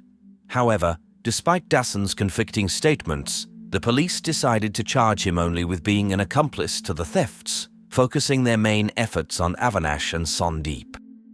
On May 22, 2012, the trial began. The prosecution built its case primarily on the confession obtained by the police, following their customary practice. Prosecutors argued that when Michaela returned to the room on that day, she caught Avinash and Sandeep stealing money from the safe or her purse. Since hotel employees are often the main breadwinners for their families, not just immediate relatives, the thieves preferred to silence Michaela to avoid losing their jobs.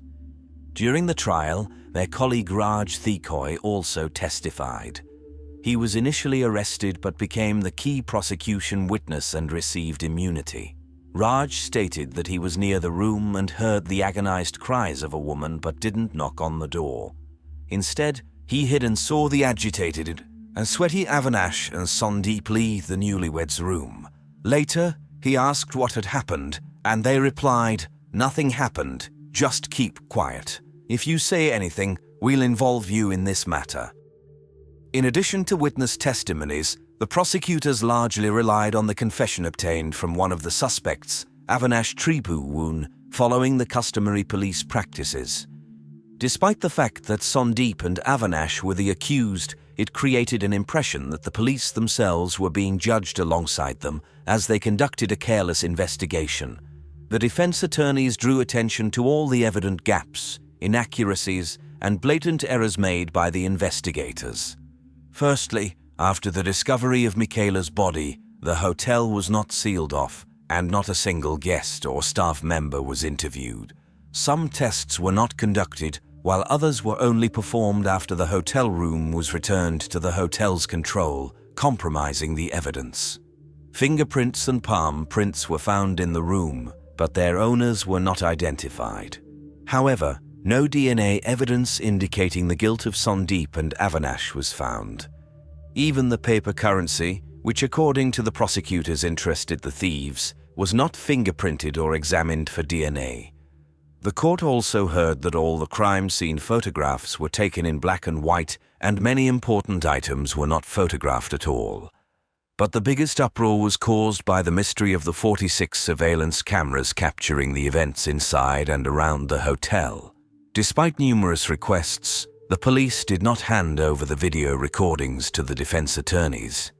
It turned out that they did not withhold the footage because they didn't want to, but because they couldn't.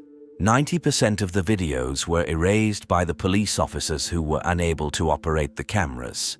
When asked to demonstrate how the equipment works, instead of honestly answering yes, they simply pressed the button. It happened to be the record button, and when they thought they were playing back the recordings, they were actually erasing them. The glaring incompetence of the police made international media wonder if the local authorities were deliberately sabotaging the investigation. Finally, the accused claimed that they only made confessions after being subjected to torture by the police. Dasan Narayanan, who allegedly gave Sandeep the key card, claimed that he was forced to make the confession under threat of a weapon. Avinash also denied his statements, stating that the police tortured him and interrogated him with water, after which he vomited blood. Furthermore, he was allegedly told that his wife would be deported and he would be forced to live in Ireland with John McCrime, who would now need a new spouse. Avinash stated that he didn't even read his own confession because he simply signed the document that was presented to him. Another witness stated that he was forced to give false testimony, even though he and Sandeep were actually in room 1009 at the time of the murder, where a VIP client was supposed to stay, and Sandeep insisted on his subordinate maintaining perfect cleanliness in the room. At one point, he even grabbed the mop himself and demonstrated how the floors should be cleaned. Additionally, Sandeep claimed that he was on the phone with his sister in Britain at the time of the crime, which was corroborated by telecommunications data. Finally, the preserved surveillance camera footage also confirmed that he was in a different part of the hotel at the time of the murder. Overall, the court proceedings, which were expected to last for 2 weeks, dragged on for almost 8 weeks. This was largely due to the defense attorneys crossing the boundaries of decorum and turning the trial into a show. They constantly made jokes and elicited bursts of laughter among the bored onlookers and law students present in the courtroom. The defense raised the issue of there potentially being a sexual motive for the crime, hinting at the involvement of Michaela's husband. They referred to an intimate aid they found in the hotel room and insinuated possible misconduct between John and his wife. However, it turned out to be a simple insert from a women's magazine, Cosmopolitan, which Michaela had purchased at the airport. They then attempted to prove that John and Michaela had a severe argument, presenting a video that allegedly confirmed this. However, the individuals in the video were not Michaela and John, but rather 2 people resembling them from Germany. As a result, John had to contact this man on Facebook and request him to provide a statement at a police station in Germany, confirming that he was the one in the video. Overall, Michaela's family was incredibly distressed by the sensationalism surrounding the case of her murder. In particular, a local newspaper conducted a survey titled "Who Killed Michaela?" and John ended up ranking high on the list of the readers' votes. Additionally, the Mauritian newspaper published by the police the photos of Michaela's naked and bruised body, causing indescribable anguish to her family. Nevertheless, these 8 weeks came to an end, and it was time for the jury members to make their decision. The judge summarized the case, clearly pointing out the guilt of the suspects, leading Michaela's family to believe that it would give the accused the right to demand a review of the case after a guilty verdict. They had no doubt that the verdict would be exactly as they anticipated. Furthermore, the judge strongly advised the jury not to consider the impact this case would have on the country's image, but to make the right decision from their perspective. And after 2 months of trial, deliberating for only 2 hours, the jury declared Avinash and Sandeep innocent.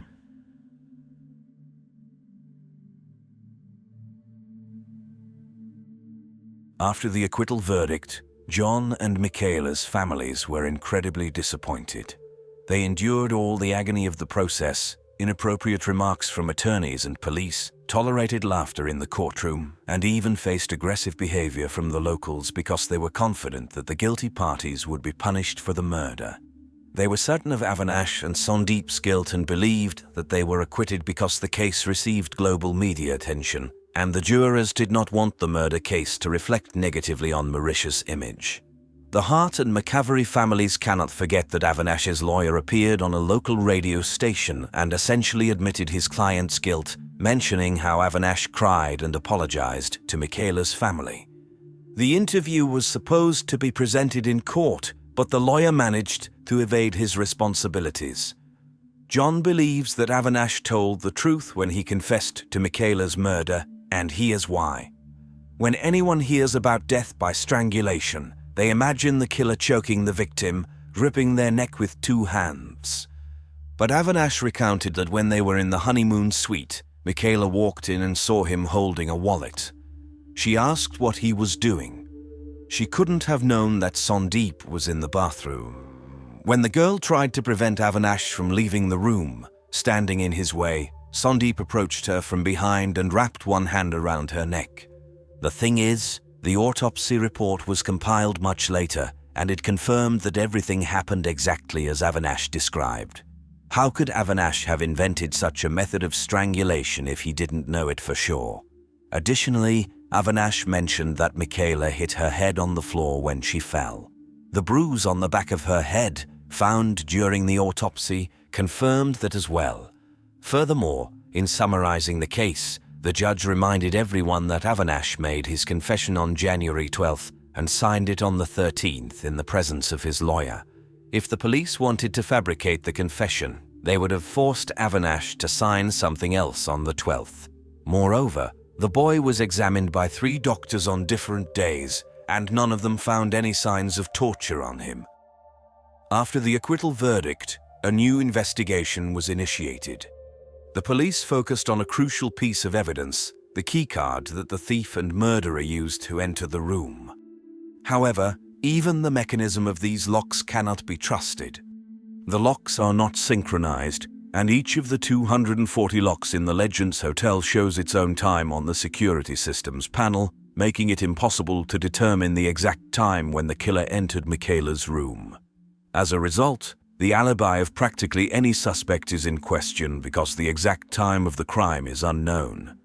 To make matters worse, another significant loophole was found in the hotel's guest security.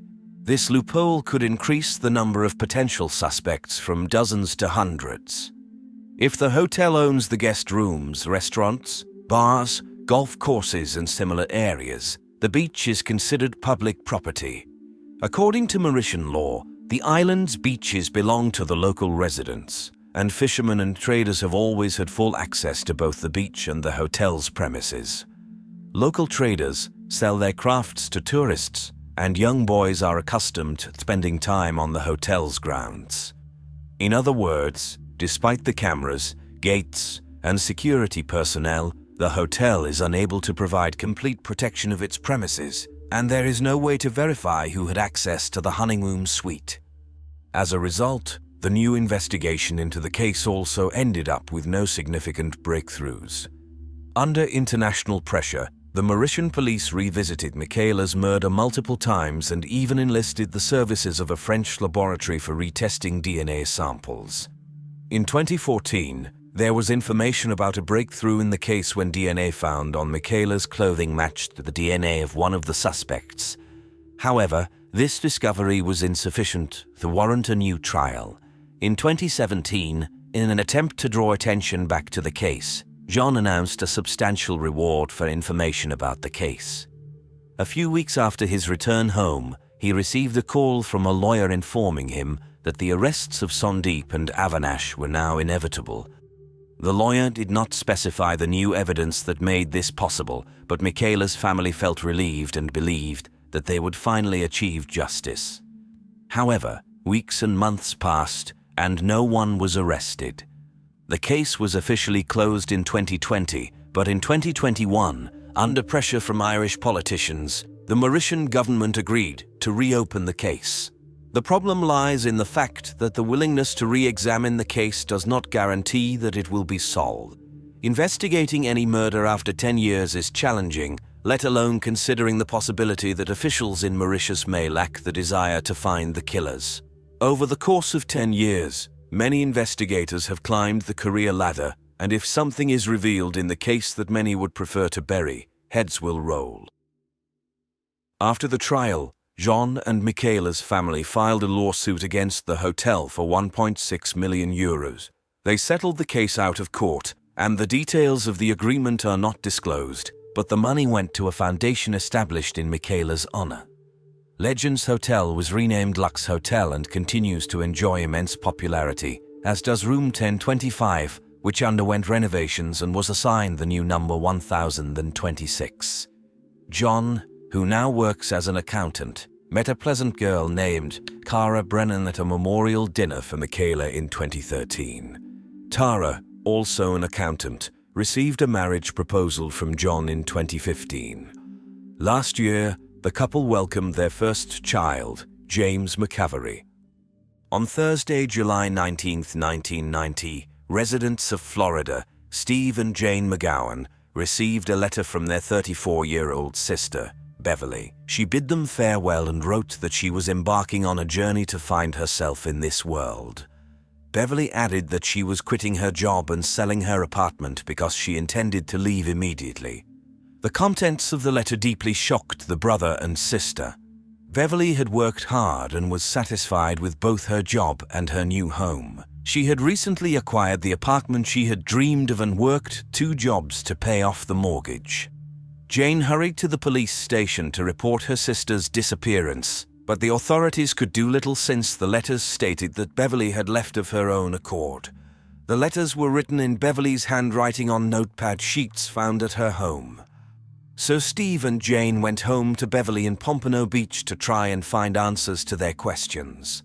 They immediately noticed that Beverly's red Volkswagen Fox was not in its usual parking spot. Beverly herself was not in the apartment, but it did not give the impression that she had packed up and left for good. There were dirty dishes in the sink, a nightshirt lay on the unmade bed, and clothes hung in the closet. However, there were also signs that Beverly had no intention of returning. The phone was disconnected, the answering machine was missing, and there was no sign of her 2 cats. Steve and Jane rummaged through drawers and discovered that Beverly's passport, birth certificate, and address book were also missing. Beverly worked in the loan department of a bank and had a part-time job at a non-profit organization. Steve contacted the bank to see if her colleagues could shed light on the situation. They informed him that the day before he received the farewell letter, Beverly had taken a sick day, citing illness. This was unusual considering Beverly's reputation as a responsible and reliable employee. During the phone call, she also mentioned that she no longer wanted to live in her apartment and asked them to sell the mortgaged property and get rid of her personal belongings left in the apartment. Beverly was asked to send a telegram confirming her request, and such a telegram was indeed received. Although the circumstances were strange, Steve and Jane had to believe that their sister had truly left without explaining herself to anyone. However, Steve managed to convince the police to file a missing person report, and he closed Beverly's credit cards. He reasoned that closing the cards would disrupt her travel plans and anger her enough to compel her to contact the family. On the same evening that Steve and Jane were inspecting their sister's apartment, a fisherman and his young niece went to search for bait for an upcoming fishing trip. They arrived at a wide irrigation canal located 160 kilometers north of Pompano Beach in a remote area of St. Lucie County. Leaving his niece in the car, the fisherman began walking along the canal when he noticed something that appeared to be a bag of trash. As he approached closer and realized what it was, he hurried back to the car and contacted the police. Deputies from the St. Lucie County Sheriff's Office, who arrived at the location indicated by the fisherman, discovered the body of a woman. It was evident that the perpetrator not only took her life, but also made every effort to prevent her from being identified. However, he overlooked something.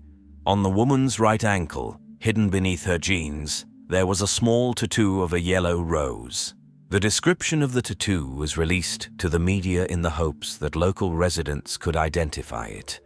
Steve McGowan had already returned home when the phone rang around 10 p.m. It was a friend of his missing sister. She had just heard the news about the discovery in the St. Lucie Canal and the matching tattoo that Beverly had. The next day, Steve and Jane went to St. Lucie to speak with investigators and show them a photograph of their sister's tattoo. Due to the condition of the body, traditional identification methods had to be ruled out, but both of them were confident that it was their Beverly. Dental records comparison confirmed that it was indeed her. The inspection of Beverly's apartment did not reveal any blood or suspicious items. There were no signs of a struggle. Steve and Jane couldn't understand who would harm their sister.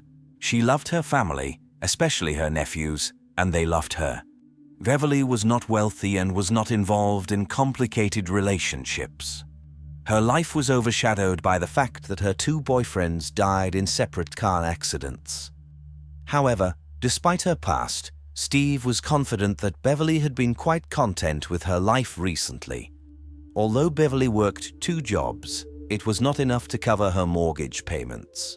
To increase her income, she started renting out one of the bedrooms in her apartment. During the search of her apartment, investigators found a notebook with a list of potential tenants. Each entry included the full name, phone number, and the scheduled time for viewing the apartment. Except for one. The first line only had the name Alice and was marked for Tuesday at 6:30. After meeting Alice, Beverly spoke highly of her. The woman had come from London, dressed impeccably, drove an impressive car, and worked for the renowned company IBM. Alice had moved to the region because she was temporarily transferred to the company's office in Fort Lauderdale.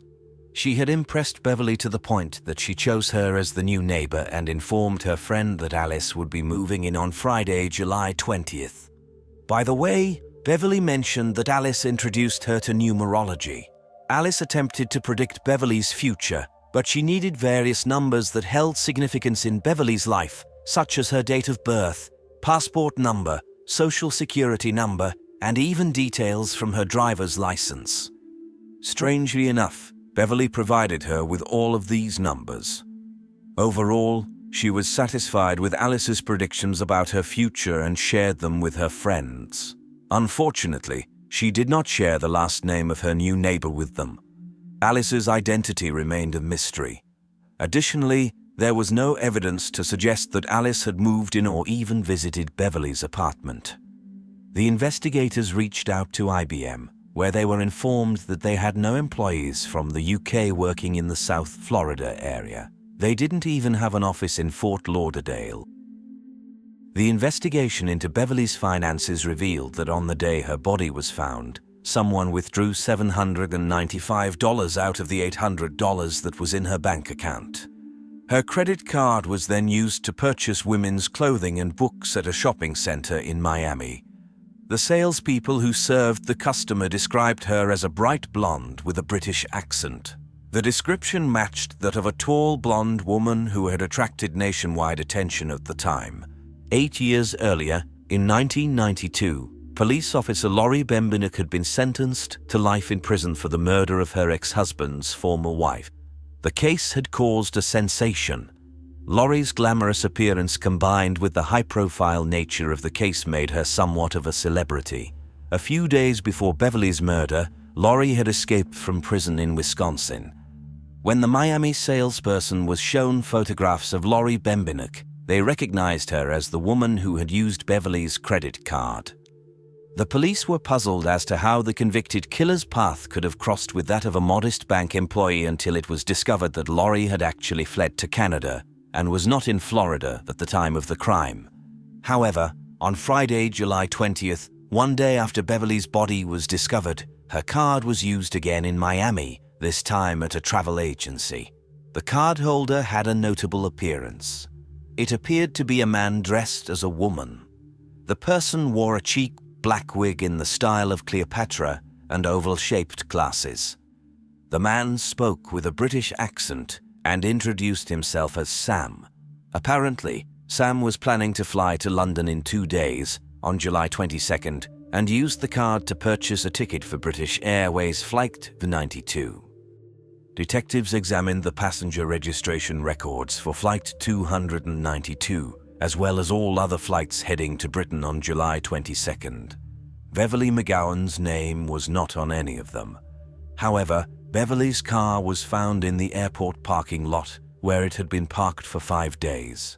Fingerprints found inside the car yielded no significant results, but 4 synthetic black wig hairs were discovered. British Airways Flight 292 arrived at Heathrow Airport on Monday, July 23rd, according to London time. After landing, a passenger with short black hair and oval glasses approached the Avis car rental counter. The passenger, presumably Sam, booked a car in Beverly McGowan's name and handed over her driver's license as proof. Beverly had shoulder-length dark hair and wore glasses. The person at the counter resembled her. The clerk asked for a credit card to pay for the car's fuel, and Sam handed over Beverly's Visa card, but the card was declined. Sam explained that they might have exceeded the limit and paid in cash. In reality, by that time, Beverly's brother Steve had cancelled her credit cards. When Florida detectives learned about this unsuccessful transaction, Sam had long disappeared. Since the credit card was no longer active, its transactions could not be traced. Sam's arrival in Britain meant that he was beyond the jurisdiction of American law enforcement agencies. Florida detectives contacted the London police to request their assistance. Detective John Cornish agreed to help with the international investigation. He spoke with the Avis company and instructed their staff to direct the suspect to their nearest office if he contacted them. Later that same week, Sam did contact Avis. He requested an extension on the car rental, and he was asked to visit the nearby Avis office. The police waited for him at the location, but Sam never showed up. A backup plan was devised, where officers would wait at Heathrow Airport on the day of the car's return. That day arrived, but Sam once again failed to appear. In the early morning hours, Sam's abandoned car was found a few miles from the airport, devoid of any clues. Suspecting that Sam might be attempting to fly back to the United States, Detective Cornish ordered his team to board all flights heading to the US on that day to check the passengers, but this endeavor proved futile. The police missed the opportunity to apprehend the criminal. The only lead the police had left was British Airways Flight 292. Since Sam didn't use Beverly's passport to board the flight, it meant he had booked a ticket under a different name. Investigators attempted to examine the 248 passengers on that flight, but by law, they were not allowed to check passengers who didn't reside in Florida. Therefore, they sought assistance from the U.S. State Department in Washington, D.C. Each passenger's name had to be compared with passport details, and since there was no unified database that consolidated all this information, the process could take years. It wasn't until January 1996 that the State Department provided the police with a name they deemed important. Sylvia Ann Hodgkinson, a British citizen, was on Flight 292. The photo in her passport depicted a woman with dark hair and eyebrows. After her husband's death, she was forced to move into a women's shelter if she had nowhere else to go. Less than a year after her husband's death, a passport was issued in her name. Investigators suspected that someone else had impersonated Sylvia to obtain documents in her name. Since they couldn't locate Sylvia in any way, there was concern that she had suffered a fate similar to Beverly's. The State Department also discovered an intriguing connection between Sylvia and two other women, Charlotte Ray Cowan and Elaine Parent. All three identities turned out to be inadvertently linked after an incident that occurred a year after Beverly's murder. On May 22, 1991, North Miami police approached a woman in a rented car. The car had been rented 6 months earlier in Los Angeles and was overdue for return. Stolen license plates were attached to the car to conceal its origin. Inside the car sat a tall, red-haired woman who identified herself as Charlotte Ray Cowan and presented her documents to the officers. It was clear that Charlotte had been staying in the car with 2 dogs.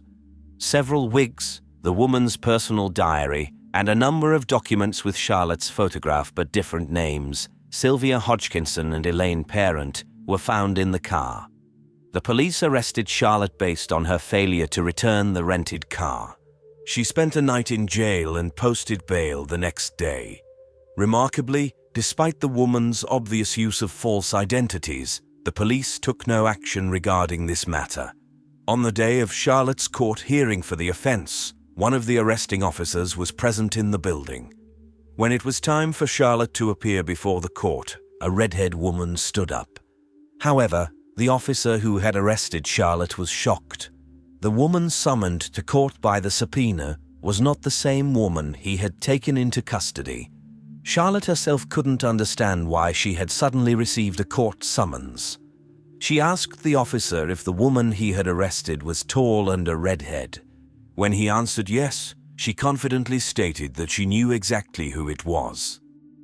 Nearly 10 years earlier, in the mid-80s, Charlotte was relaxing at a bar in Orlando when an elegantly dressed woman with a British accent approached her. She had short red hair, like Charlotte, and amazing blue eyes. The woman introduced herself as Anne Trumont and offered to buy Charlotte a drink. Charlotte accepted the offer, and they engaged in casual conversation. During their chat, Anne casually brought up the topic of numerology. She mentioned that she would be happy to create a corresponding matrix for Charlotte and started by asking for her date of birth. One by one, Anne extracted Charlotte's social security number and driver's license details. She jotted everything down on a napkin and gave Charlotte a positive prediction about her future. Anne and Charlotte became instant friends and started communicating. A few days later, Charlotte met Anne's brother, a tall blonde man with the same elegant demeanor as his sister. However, over time, the women saw less of each other until they completely lost touch. So Charlotte was quite surprised when, several months later, Anne called her and said that her aunt had passed away, leaving her a significant inheritance. Anne was supposed to share the money with her brother but claimed that he had decided to have her institutionalized to claim all the money for himself. About a month after the phone call, Anne appeared on Charlotte's doorstep at 3 a.m. She had a moustache, wig, and a man's shirt with a tie. Sobbing, she explained that she had escaped from the institution where her brother had placed her. She was hiding from her family and needed help to disappear. Anne begged Charlotte to allow her to take her birth certificate so that she could create a new identity for herself. Initially, Charlotte refused, but she reluctantly agreed when she saw how distraught Anne was. Her friend promised to return the birth certificate soon. Weeks passed, and Charlotte heard nothing from Anne. She began to worry. Then, finally, she received a letter with the birth certificate and a note from Anne, apologizing for the delay. Charlotte didn't hear anything more about her friend until the moment she received a court summons in 1991. Hearing this fascinating story, the investigators became intrigued by the identity of the elusive and enigmatic fraudster, Elaine Parent. Like others, Parent was a real person, but little was known about her life. She was born in the Bronx, New York, on August 4, 1942. She was the only child of loving and fairly affluent parents. By the time she reached adulthood, she had transformed into a tall, slender beauty with dark hair and piercing blue eyes. At the age of 30, she moved to Florida and worked for a while at a real estate agency until her arrest in 1976 in Fort Lauderdale for shoplifting. Her fingerprints were taken and stored in the database.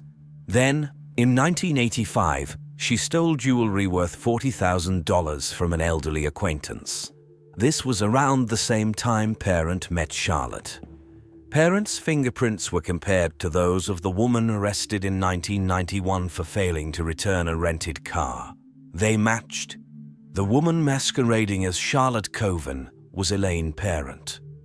Naturally, the conclusion was drawn that the new neighbor, Beverly McGowan Ellis, the elusive suspect Sam, and Elaine Parent were one and the same person. However, they still needed to directly link Elaine to Beverly's murder. The detectives reviewed the evidence in the case and examined a notebook containing letters Beverly had written to her brother and sister using an electrostatic detection device, ESDA.